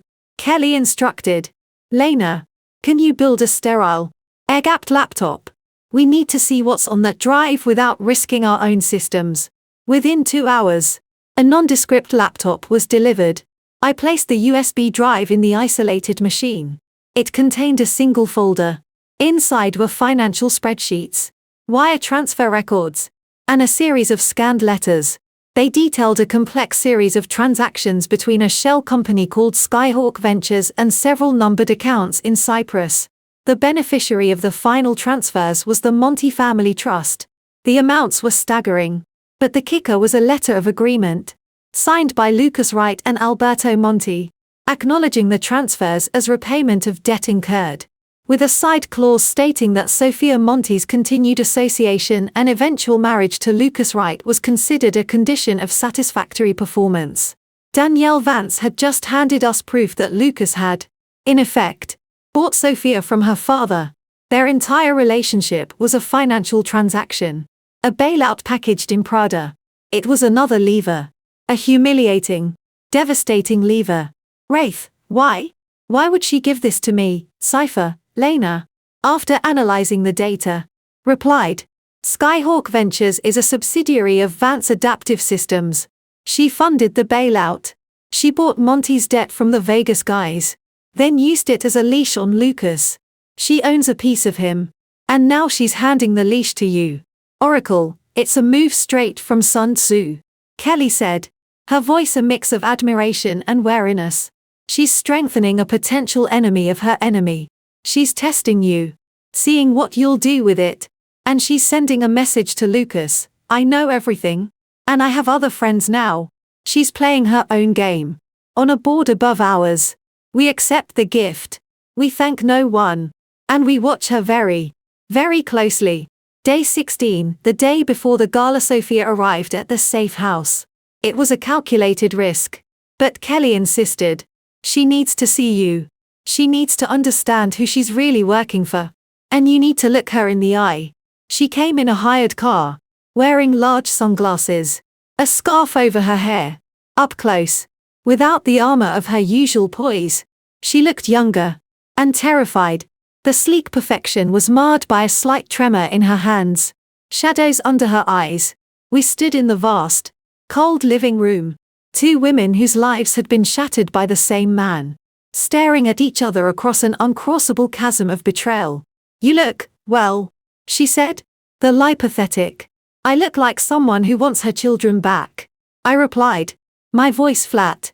Do you have the dress? She nodded, holding out the garment bag. The bracelet, it's in there. It itches. Good. The itch means it's working. I took the bag. Do you understand what you have to do tomorrow? Get him to talk. About the money. The drugs. Blake. Yes. She wrung her hands. What if he doesn't? What if he suspects? Then you stick to the script. You're the concerned, vapid socialite. You're worried about him. About the stress. You're on his side. Remember that. You hate me. You pity me. You think I'm a messy problem that's causing your man distress. That's your truth tomorrow. Believe it. She looked at me. Really looked. Why are you doing it this way? You have the email. You have, whatever else. Why not just go to the police? Because the police are slow. And he's fast. And my children are in his house. This way is cleaner. Faster. And it gives you a way out. Sophia. A real one. Not as Mrs. Lucas Wright. But as someone who gets to live without looking over her shoulder. I took a step closer. But if you double-cross us, if you so much as blink wrong tomorrow, the first thing that lands on the desk of the assistant U.S. attorney will be the evidence that you were a knowing accomplice, that you helped launder the money, that you facilitated the bribes. You'll spend the rest of your life in a cell where the fashion is orange. And it's not your color. The blood drained from her face. She nodded. A quick, bird-like motion. I understand. The Wire will be live at 9:15 p.m. You'll find him after his acceptance speech. Take him to the conservatory. It's secluded. Marcus will be listening. We'll be listening. Do not deviate. After she left, the house felt contaminated. Kelly's voice came through the earpiece I now wore constantly. She'll hold. Fear is a stronger motivator than greed. And she's very afraid. Gala night, day 17. I spent the day in a state of suspended animation. I watched the minutes crawl by. Lena provided real-time feeds from the surveillance on Lucas's house. He left for the museum at 6:30 p.m., looking smug and victorious in his tuxedo. Sophia left 20 minutes later in a separate car, a vision in the silver gown. My gown. At 8 p.m. We were live. Kelly was in the receiver van with Marcus, 2 blocks from the Los Angeles County Museum of Art. Frank was on standby at his home. Legal pads ready. Lena was in her digital warrant, monitoring all electronic traffic. I was alone in the glass house. A large monitor split into 4 feeds, the audio waveform from Sophia's wire, a GPS tracker on her phone, Lena's data stream, and a silent, closed-circuit feed from a camera Lena had hacked on the museum's perimeter, showing the red carpet, I watched Lucas work the carpet. All white teeth and firm handshakes. Sophia clung to his arm, smiling brilliantly, giving interviews. She was flawless. The perfect accessory. At 9:05, he went inside to receive his award. At 9:15, Sophia's audio feed crackled to life. We could hear the murmur of the crowd, the clink of glasses, a distant orchestra. Her breathing slightly quickened. Showtime. Kelly's voice whispered in my earpiece. A ghost in my ear. We heard Sophia's heels clicking on marble. The crowd noise faded. A door opened and closed. Quieter. Lucas. Darling. There you are. Her voice was pitched with concern. I've been looking for you. You vanished after your speech. Lucas's voice, slightly muffled, edged with irritation, needed a moment. The vultures are out tonight. Danielle Vance is here. Smirking at me from across the room. Oh. Her. Don't let her get to you. She's just jealous. A rustle of silk. But really, darling, you've been so on edge. It's that Blake business, isn't it? It's hanging over you. A sharp intake of breath from him. Don't say her name. She's gone. A non-issue. But is she? Sophia's voice was a conspiratorial whisper. The people you hired, they haven't found her. What if she's not just hiding? What if she's planning something? She's a scared mouse with a bag of cash. She's probably in Mexico by now, drinking herself to death. But his voice lacked conviction. I hope so. For your sake. But all this stress. The business is so demanding. And then the FDA audit. The rumors. I just worry about you. Her performance was masterful, a perfect blend of devotion and subtle prodding. The audit is handled, he said, his voice dropping lower. GCG took care of it. The inspector saw the light. A financial recalibration. See? That's what I mean. You have to deal with such unpleasantness. And for what? Because Blake couldn't just take the money and leave well enough alone. She had to make it difficult. She's a loose end that just won't be tied up. There was a long pause. I held my breath. Lena's chat window was frozen. Kelly was silent in my ear. Then Lucas spoke. His voice a low, venomous growl. Loose ends get clipped. Sophia. You know that. I paid the Miami boys enough to clip a whole damn basket of loose ends. If she pokes her head up, they'll take care of it. Permanently. That's what the consulting fees offer. It's just cleaner than the legal route. The legal route leaves a paper trail. GCG leaves no trail. My blood turned to ice. There it was. A direct admission of conspiracy to commit murder. Coupled with the bribery. Sophia gasped. A perfect, horrified sound. Lucas. You don't mean, I mean whatever is necessary to protect what's mine. The children. The company. My life. She signed them away. They are mine. And I eliminate threats to what's mine. That's how this works. That's how I built this. His tone was chillingly matter-of-fact. Now. Forget you heard that. Smile. We have donors to schmooze. We heard the sound of a kiss. Then footsteps receding. The door opened and closed. Sophia's audio feed picked up her ragged breathing. Then a soft, choked sob. Real or feigned. It didn't matter. We're clear. Kelly's voice cut in. All business. Marcus. Get the file secured. Sophia. You're done. Go to the ladies' room. Stall for 5 minutes. Then rejoin the party. Act normal. We'll be in touch about extraction tomorrow. The audio feed went dead. In the silent glass house. I slumped into a chair. My hands were trembling. He'd said it. On tape. He'd admitted to hiring assassins. To bribing a federal official. He'd called my children his property. The horror of it was absolute. But so was the triumph. We had him. We had the confession. Lena's chat window exploded. Cipher, audio file is pristine. Enhanced and cleaned. It's a thing of beauty and terror. I'm packaging it with the email. The contract. The Vance files. The dead man's switch is activated and loaded. Frank. You're up. Frank's voice, thick with emotion, came on the line. My God.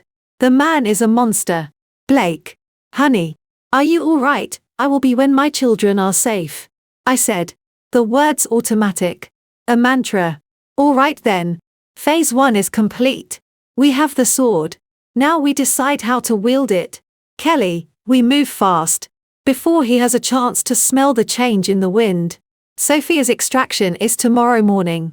We'll put her in a safe house outside Palm Springs. Then, we send the demand to Lucas. Not through lawyers.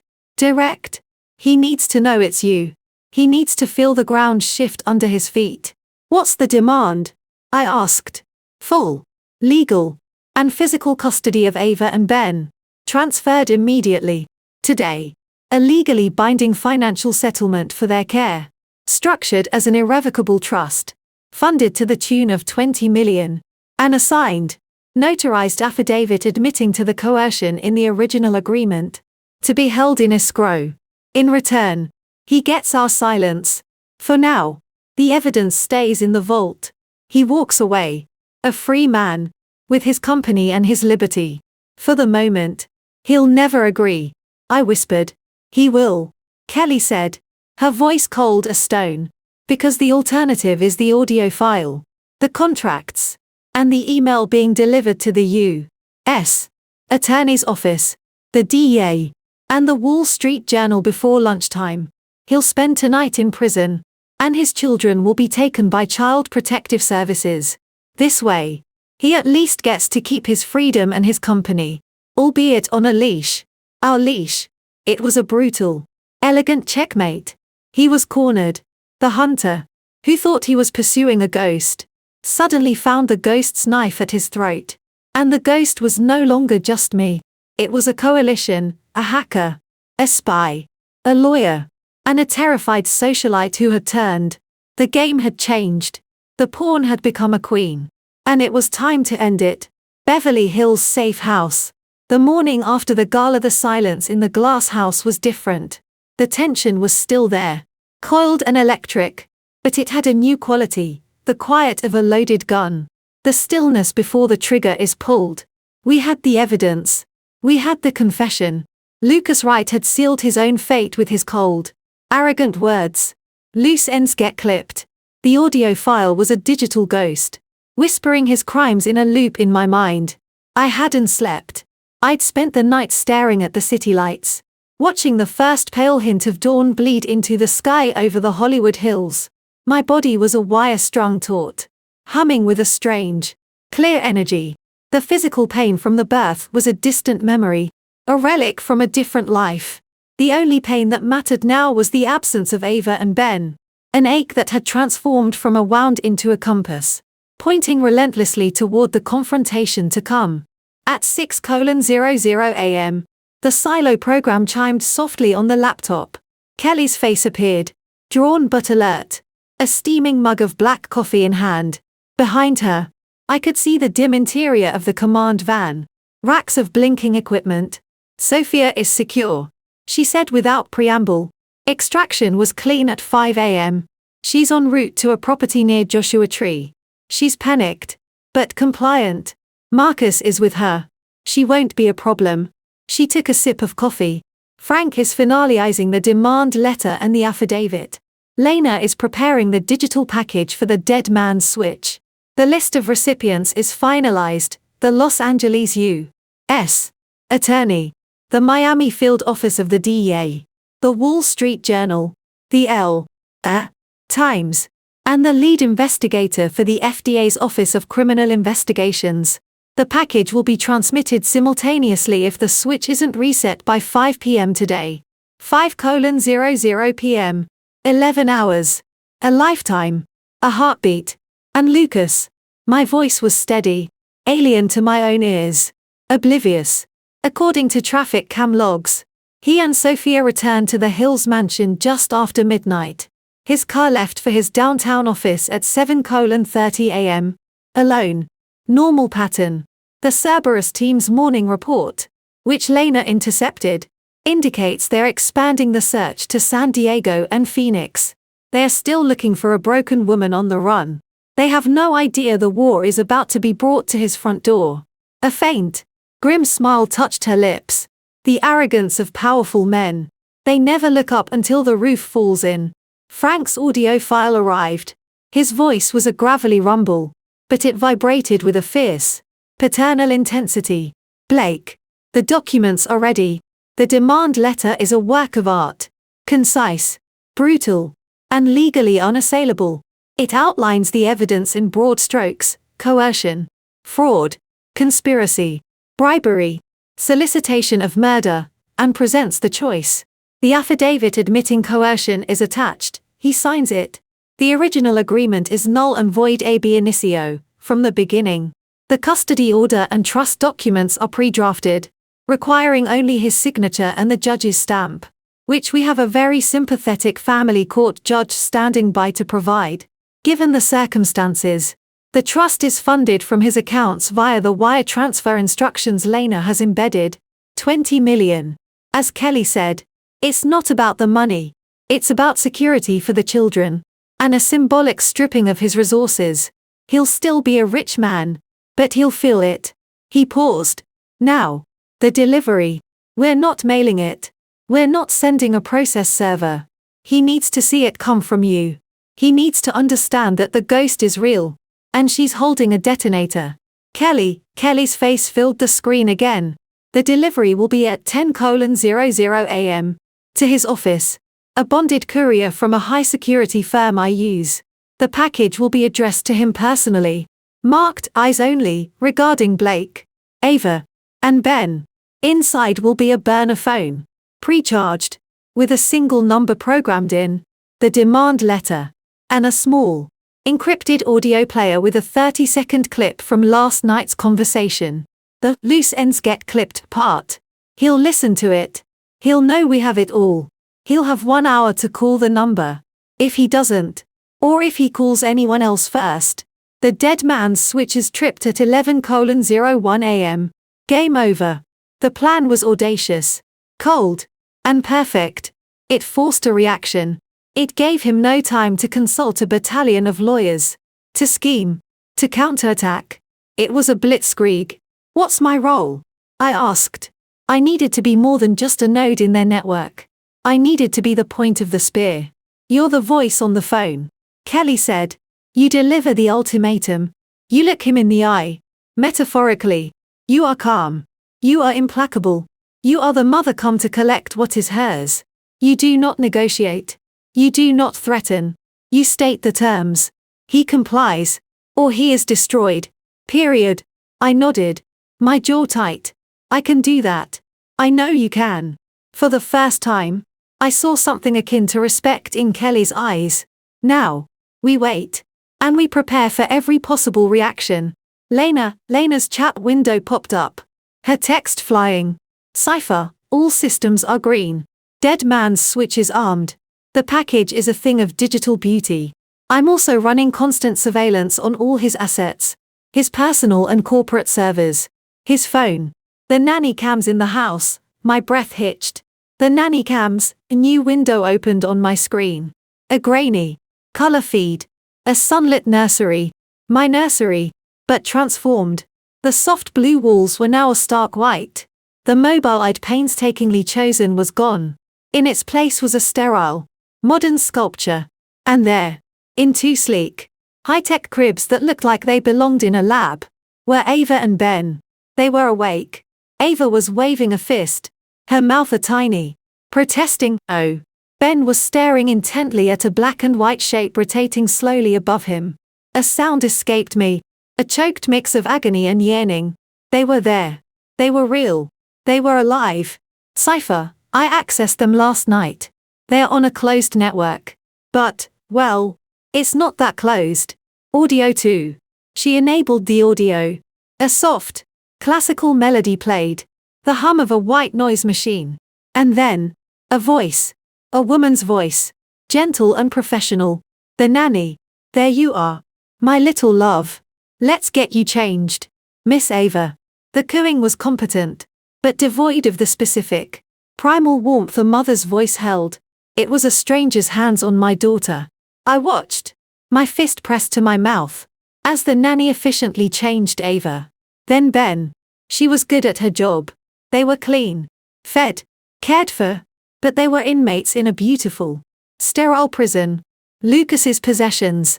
The rage that rose in me was pure, cold, and focused. It burned away the last vestiges of fear, of hesitation.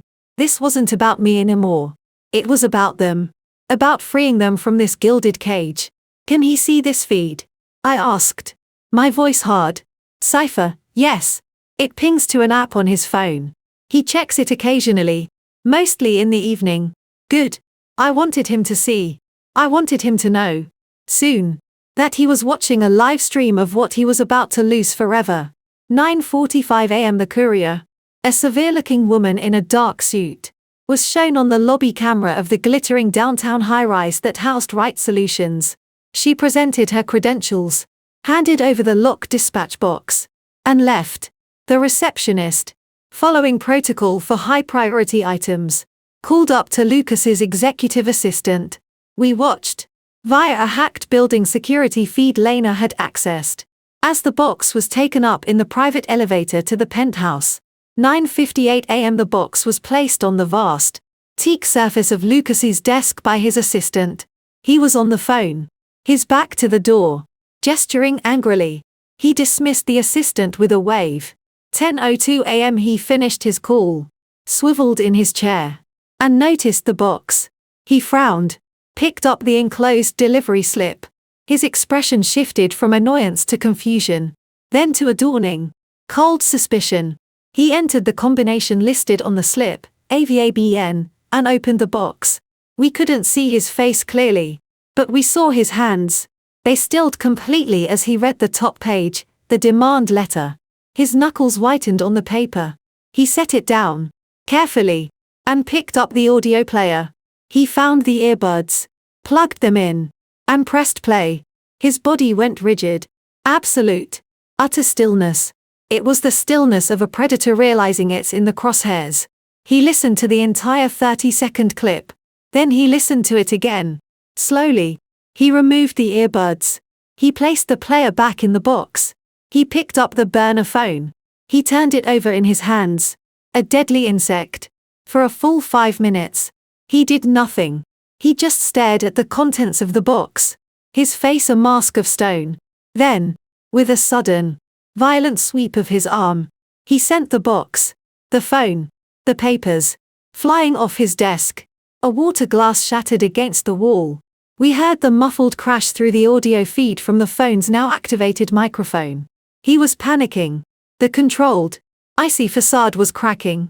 He stood, pacing behind his desk, running a hand through his perfect hair. He stopped, looked at the scattered burner phone. He walked over, picked it up. He stared at it as if it were a live grenade. 10:22 a.m. The burner phone on the table in front of me rang. A harsh, electronic bleat. I had connected it to the laptop speakers. Kelly, Frank, and Lena were on the line. Silent witnesses. I picked it up. I didn't say hello. For a moment, there was only the sound of his breathing, ragged with suppressed fury. You. He finally spat. The single word dripping with venom. You stupid, conniving bitch.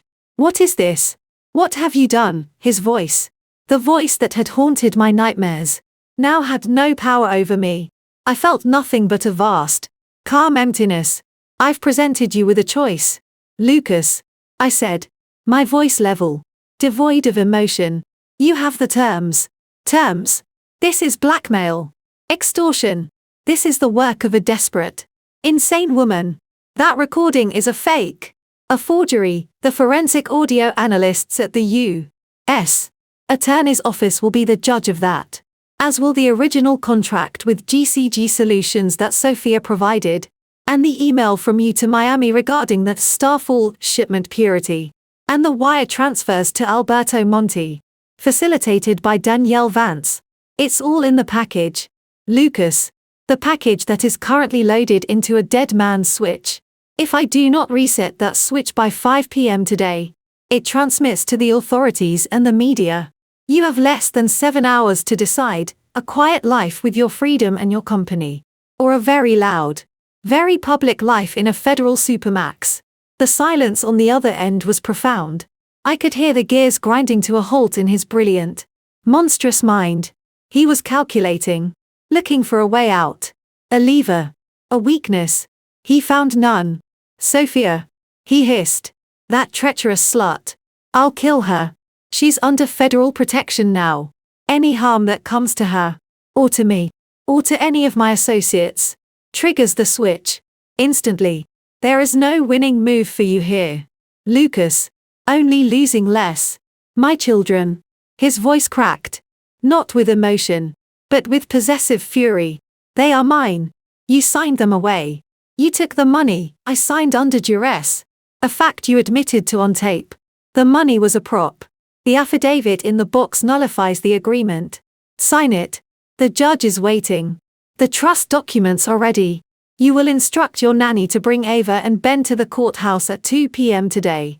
You will meet us there with your lawyer. You will sign everything.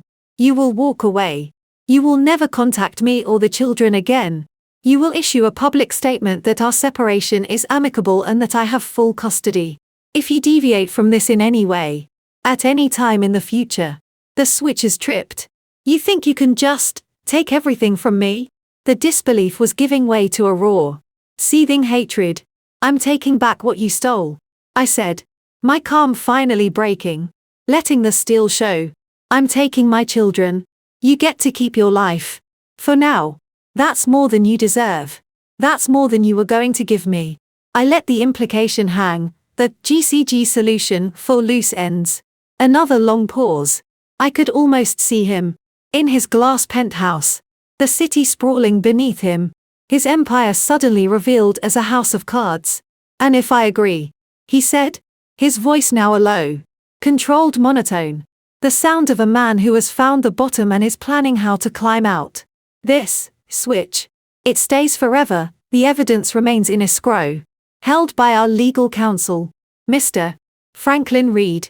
Any violation of the terms triggers its release. You live the rest of your life knowing that one wrong move, one hint of retaliation, ends you. That is your life now. That is the cost of your choices. I heard a sharp, bitter laugh. Frank Reed. That old fossil. I should have known. He breathed out. A long, slow exhalation. The courthouse. 2 p.m. I'll be there. But understand this, Blake. This isn't over. You may have won this round. But I don't lose. Not forever. 2 p.m. Lucas. Don't be late. I ended the call. I set the phone down. My hands were steady. My heart was a slow, heavy drumbeat. Kelly's voice came through first. Well done. Perfect tone. He's cornered. He'll come. But he's right about one thing. Men like him don't surrender. They regroup. We'll need to be vigilant for a long time. Frank chimed in. I'll alert the judge. Get everything set up. It's happening. Blake. Today. Lena's message was a string of celebratory emojis. Followed by, Cypher, he's on the move. Called his lawyer. Sounded calm. Too calm. Also, he just accessed the nanny cam feed. He's staring at the babies.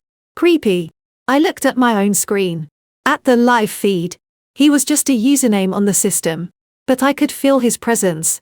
A dark shadow in the digital room. Gazing at what he was about to lose. 11:30 a.m. The next 2.5 hours were a whirlwind of logistics and suppressed panic. Frank coordinated with the judge's clerk, a friend from law school, ensuring a private hearing in chambers. Kelly arranged for security at the courthouse, off-duty deputies she trusted. Lena monitored all of Lucas's communications. He called his lawyer. A sleek shark named Jonathan Crane. The conversation was brief. Legalistic. Crane was clearly arguing for a fight. But Lucas shut him down. Just be there at 2:00. Bring the standard custody agreement forms as a backup. And a notary.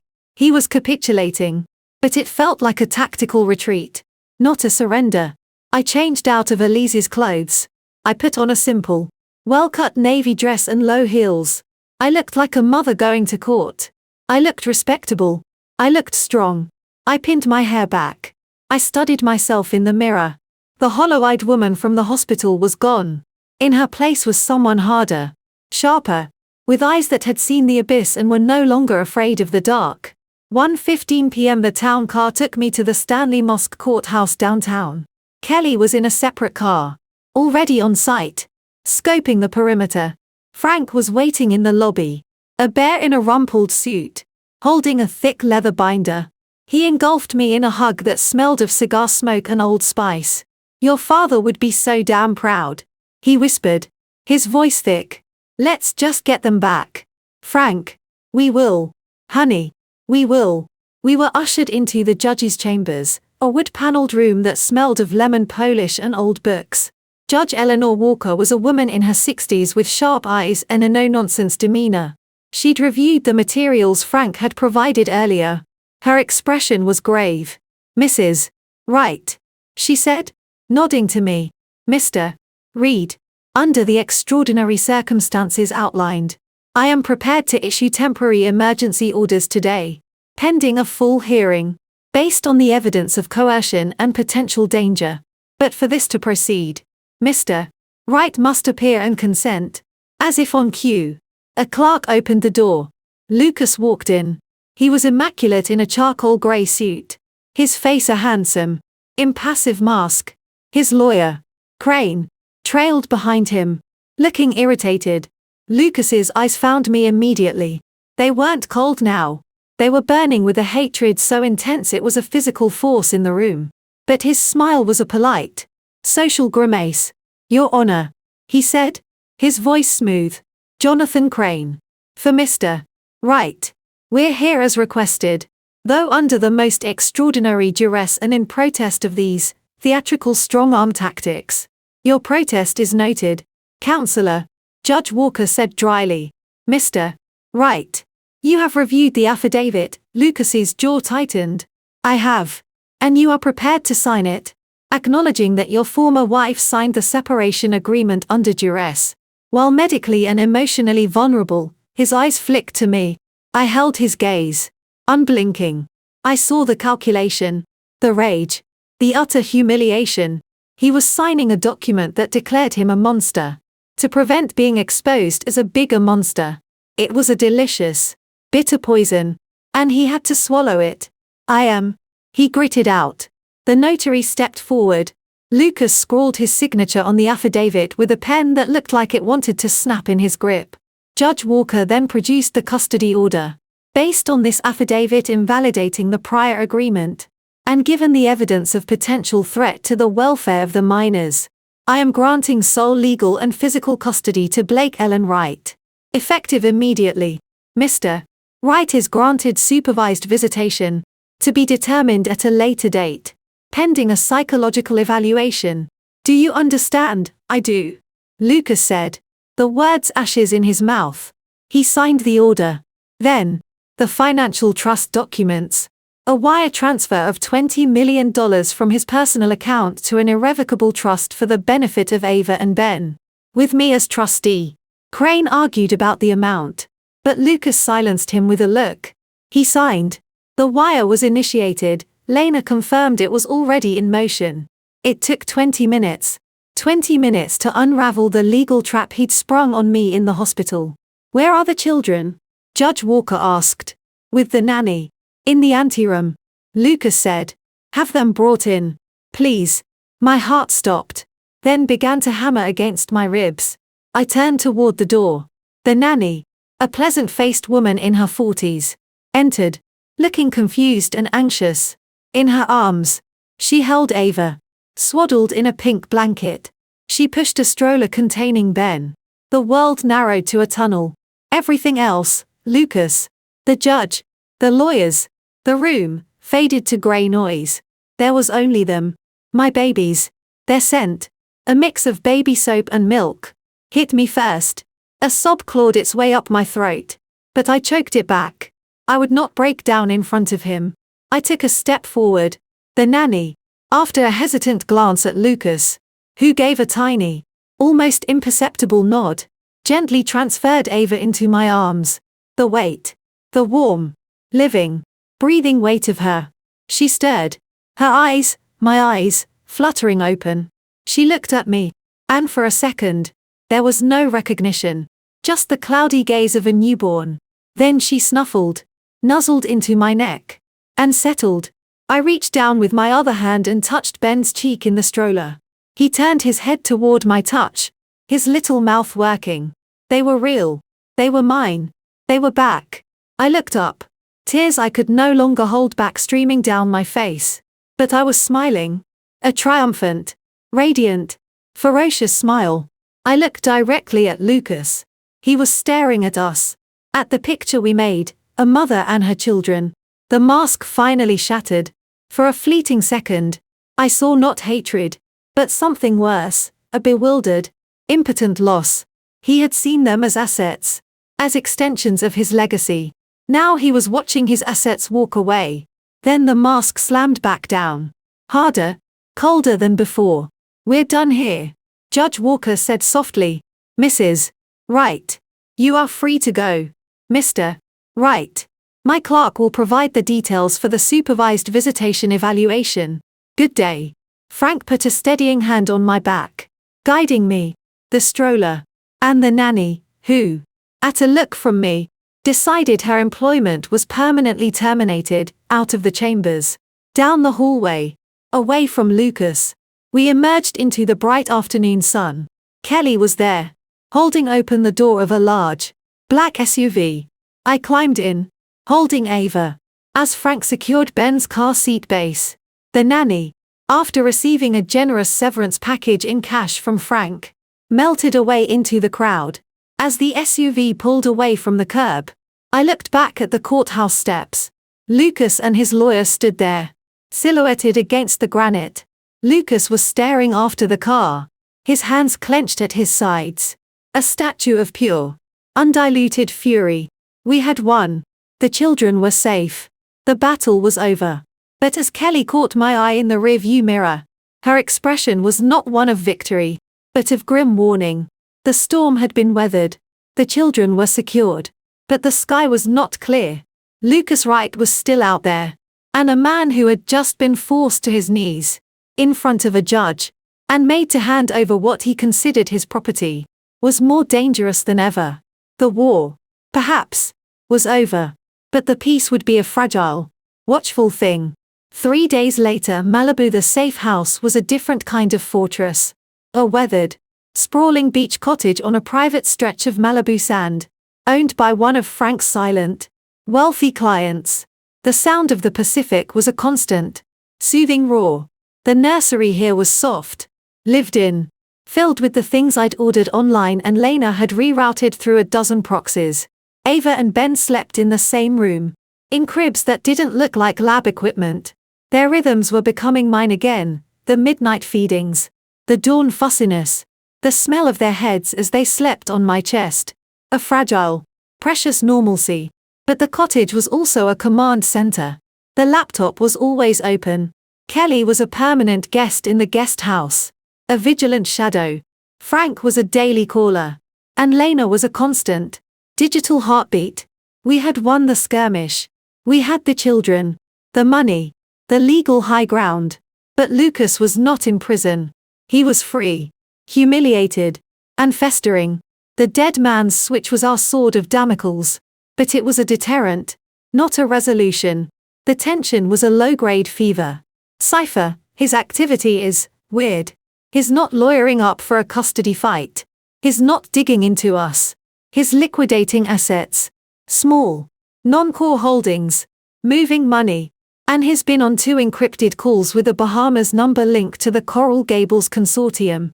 Oracle, Kelly, his not planning a legal counterattack. His planning an exit. Or a strike. The Miami calls are a very bad sign. He's either paying them off, or calling in a favor. Frank, via audio, the affidavit and the custody order are ironclad. But they are just paper. If he decides to go around the law, we need to be ready.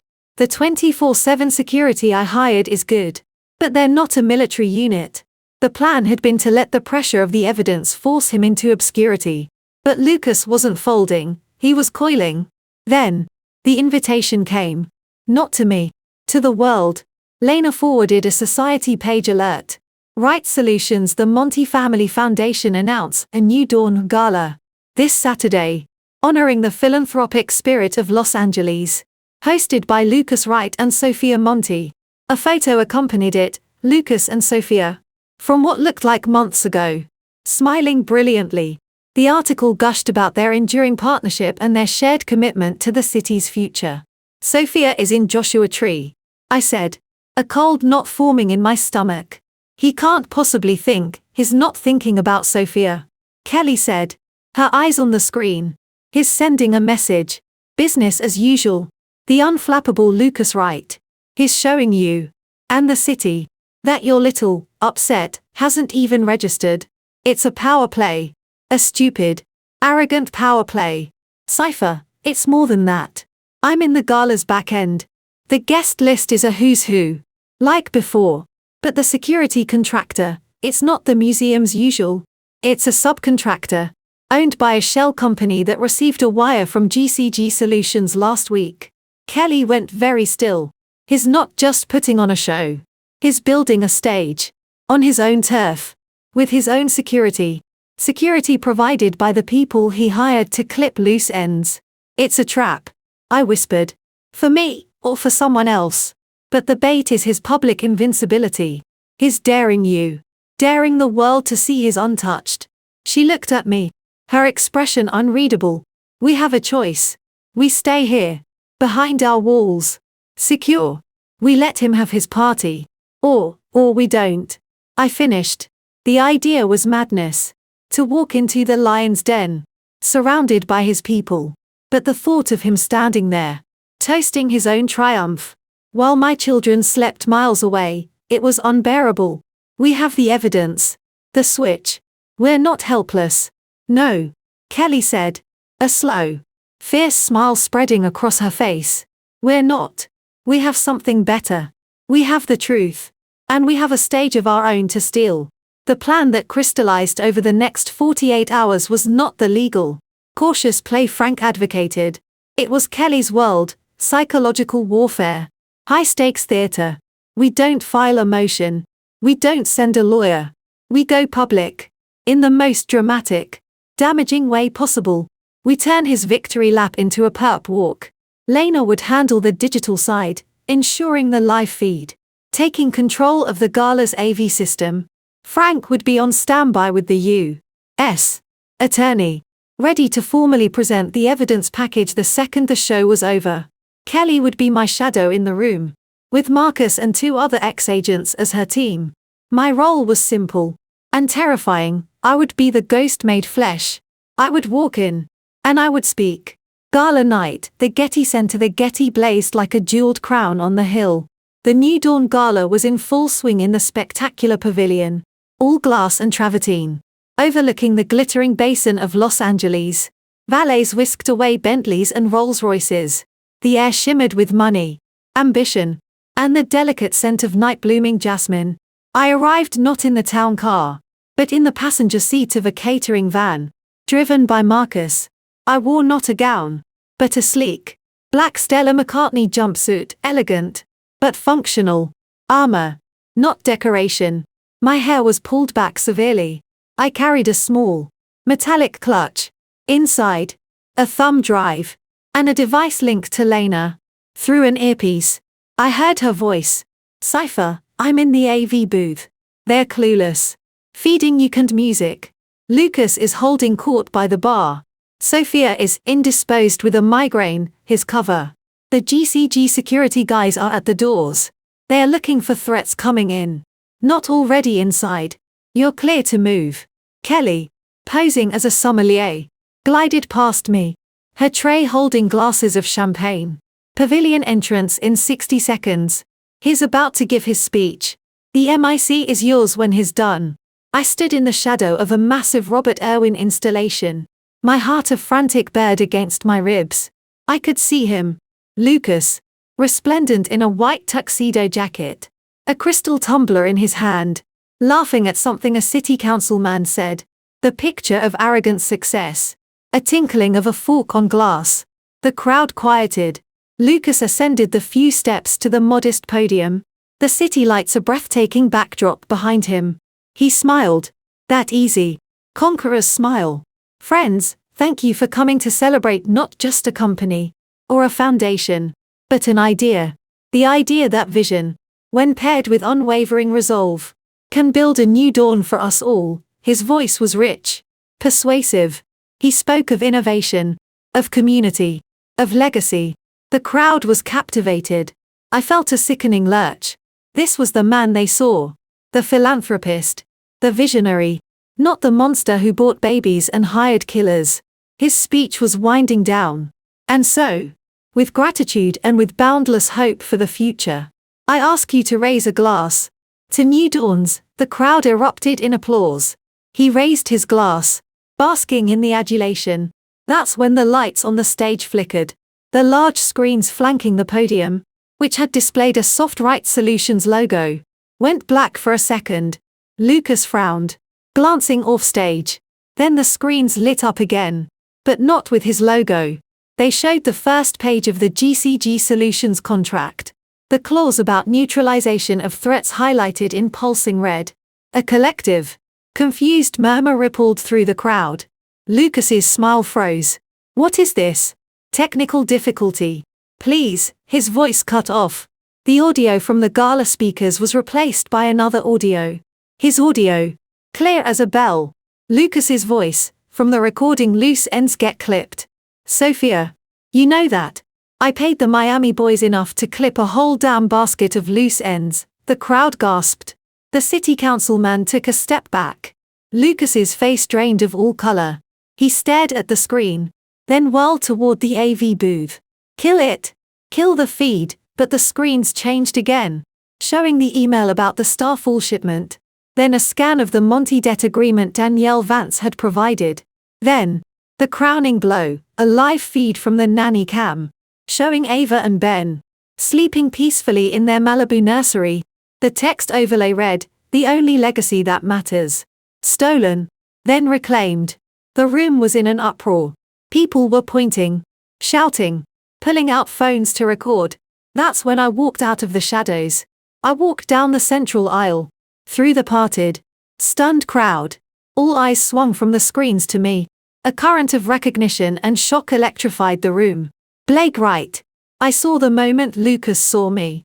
His expression cycled from shock to rage, to a kind of terrifying, blank clarity. He looked from me to the screens, and he understood. This was the attack. This was the ruin. I didn't go to the podium. I stopped at the foot of the steps, looking up at him. The room fell silent, waiting for the next act in the unbelievable drama. I spoke, my voice amplified by the same system Lena controlled, ringing out clear and cold in the hushed pavilion. You asked for a new dawn, Lucas, I said, my gaze locked on his. Here it is, the dawn where secrets see the light, the dawn where threats are exposed, not clipped. You wanted to build a legacy on lies, on coercion, on crime. This. I gestured to the screens, now frozen on the image of our children. This is the only legacy I'm interested in, and you have no part in it. He took a step forward, his composure shattered. This is slander. This is a paranoid fabrication by a vengeful, unstable woman. She stole my children.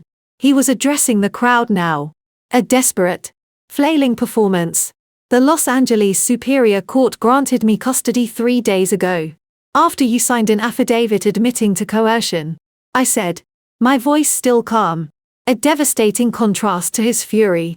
The evidence you see here, your words, your contracts, your emails, has been turned over to the United States Attorney's Office. Your Miami boys won't be able to help you.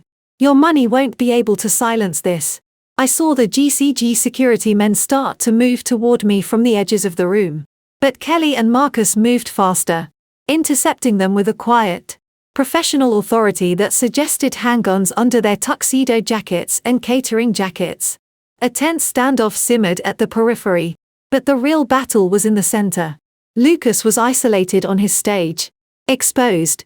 The society wallflowers and titans of industry he'd sought to impress were now a jury, and their verdict was written in their horrified, fascinated faces. You'll regret this, Lucas hissed. The words meant only for me, but picked up by the MIC.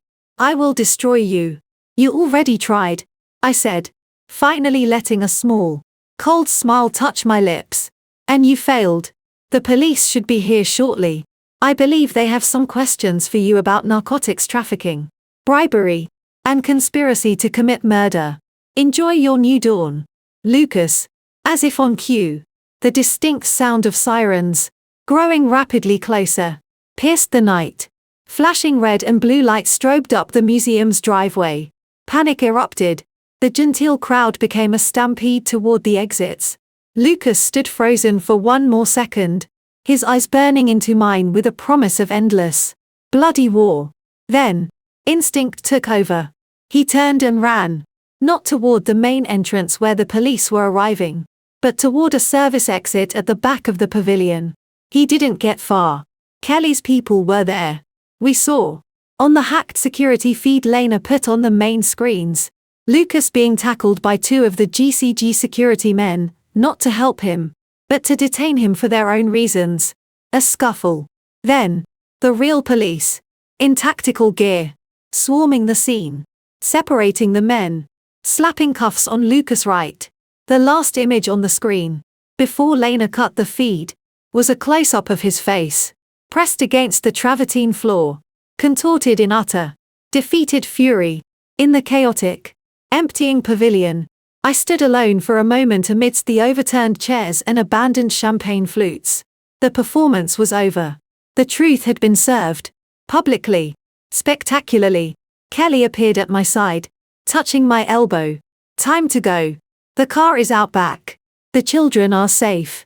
I took one last look at the empty stage where Lucas had fallen. The taste of victory was not sweet. It was sharp and metallic, and left an ashen aftertaste. He was in custody. The world knew what he was. My children were safe. But as we slipped out into the night, away from the sirens and the chaos, I knew one thing with absolute certainty. This wasn't the end. It was just the end of the beginning. The war for our future, for a peaceful life, was just entering a new, quieter, more vigilant phase. The ghost had shown herself. Now she had to become a mother, a guardian, in a world where the monster was in a cage, but his shadow was long. 6 months later, Santa Barbara, the fog clung to the coastline. A soft, grey blanket muffling the world. Our cottage here was smaller than the Malibu house, older, with a wild garden that tumbled down to a rocky bluff. The sound was different here, not the Pacific's mighty roar, but the rhythmic sigh of waves on stone. It felt further away. From everything. Ava was sitting up, babbling at a sea otter puppet. Ben, more serious, was intently trying to fit a square block into a round hole, his brow furrowed in concentration. Sunlight, weak and diffused by the fog, painted their faces. My world had shrunk to this: the smell of baby shampoo, the feel of small, sturdy bodies, the overwhelming, quiet miracle of their presence. The legal and public storm had been a Category 5 hurricane. Lucas, denied bail as a flight risk, sat in the Metropolitan Detention Center, awaiting trial on a raft of federal charges: narcotics trafficking, conspiracy, bribery, wire fraud. The evidence package had been a prosecutor's dream. His empire was in receivership, his assets frozen. The Lucas Wright name was a synonym for betrayal and depravity. Sophia, under her immunity deal, had testified before a grand jury. The last I heard, she was in Arizona with a new name and a considerably smaller bank account. Alberto Monti had fled to Uruguay. Danielle Vance had quietly acquired the salvageable pieces of Wright Solutions at a fire-sale price. She'd sent a single email. Through Frank, the kite is grounded. The air is clearer. No debt between us. I believed her. Our interests were no longer aligned. Frank was semi-retired again, but happier, boasting about taking down a pirate to anyone at his golf club who would listen. Kelly had moved on, consulting on another case, but she checked in weekly, a silent, watchful guardian angel. Lena was the only constant, a digital specter. She'd upgraded our security, created untraceable online identities for me, and set up a complex network of trusts to manage the children's money. Her messages were brief, technical, and always ended with a picture of her cat. My life was the children. The days were a peaceful, exhausting blur of feedings, playdates at a carefully vetted local park, and long walks along the bluffs. I was Bree, a young widow who'd moved from back east for the quiet. The story was thin, but in a small community, people respected grief and privacy. The nightmares came less often now, not of the hospital, but of the gala, the look on Lucas's face as the cuffs closed. Not guilt, fear. The fear of a cornered animal that knows it's only a matter of time before the cage is tested. One afternoon, as the kids napped, I sat on the porch with my laptop. A news alert popped up. Rights defense seeks dismissal. Claims evidence obtained via criminal hack. My breath hitched. I opened the article. His lawyers were arguing Lena's breach of his email rendered all evidence fruit of the poisonous tree. Legal maneuvering. Frank said it was a long shot, but it meant the fight wasn't over. It would be appeals, motions, a years-long siege. I closed the laptop, looked at the sea. The fear was there, a cold stone in my gut, but it was familiar now, a manageable weight. The burner phone, reserved for the team, buzzed. Unknown. He knows you have the Starlight Project backup. Does he know you know what it really is? The message vanished. The app configured to delete after reading. The number was a ghost. It wasn't Lena, Kelly, or Frank. Starlight Project. The shell company Lena had found. The backup, the full, original data. Lena had copies. Of course. But what did it really mean? My hands were cold. This wasn't a threat. It was a warning. From whom? Vance? Someone else? The game was larger than Lucas. His connections went deep. The product was more than just drugs. I felt the edges of the shadow Lena had once mentioned. I deleted the app from the phone. Crushed the SIM card. I would tell Lena. Kelly. We would assess. We would adapt. But not now. Now. A cry echoed from the nursery. Ben was awake. Then Ava joined in. A harmony of demand. I stood. The unknown warning filed away in a compartment of my mind marked vigilance. The immediate. The real. Cooled. The fear receded. Replaced by purpose. I walked inside. To the room smelling of sleep and warmth. I gathered Ben. Then Ava. Into my arms. Their solid, wriggling weight banishing ghosts. I was no longer Blake Wright, the victim. I was not the ghost. Or the avenger. I was their mother. And that was the only identity. The only fortress. That mattered. The future was a foggy coastline. Uncertain. But ours. We would walk it together. Watching the horizon. Ready for whatever washed ashore.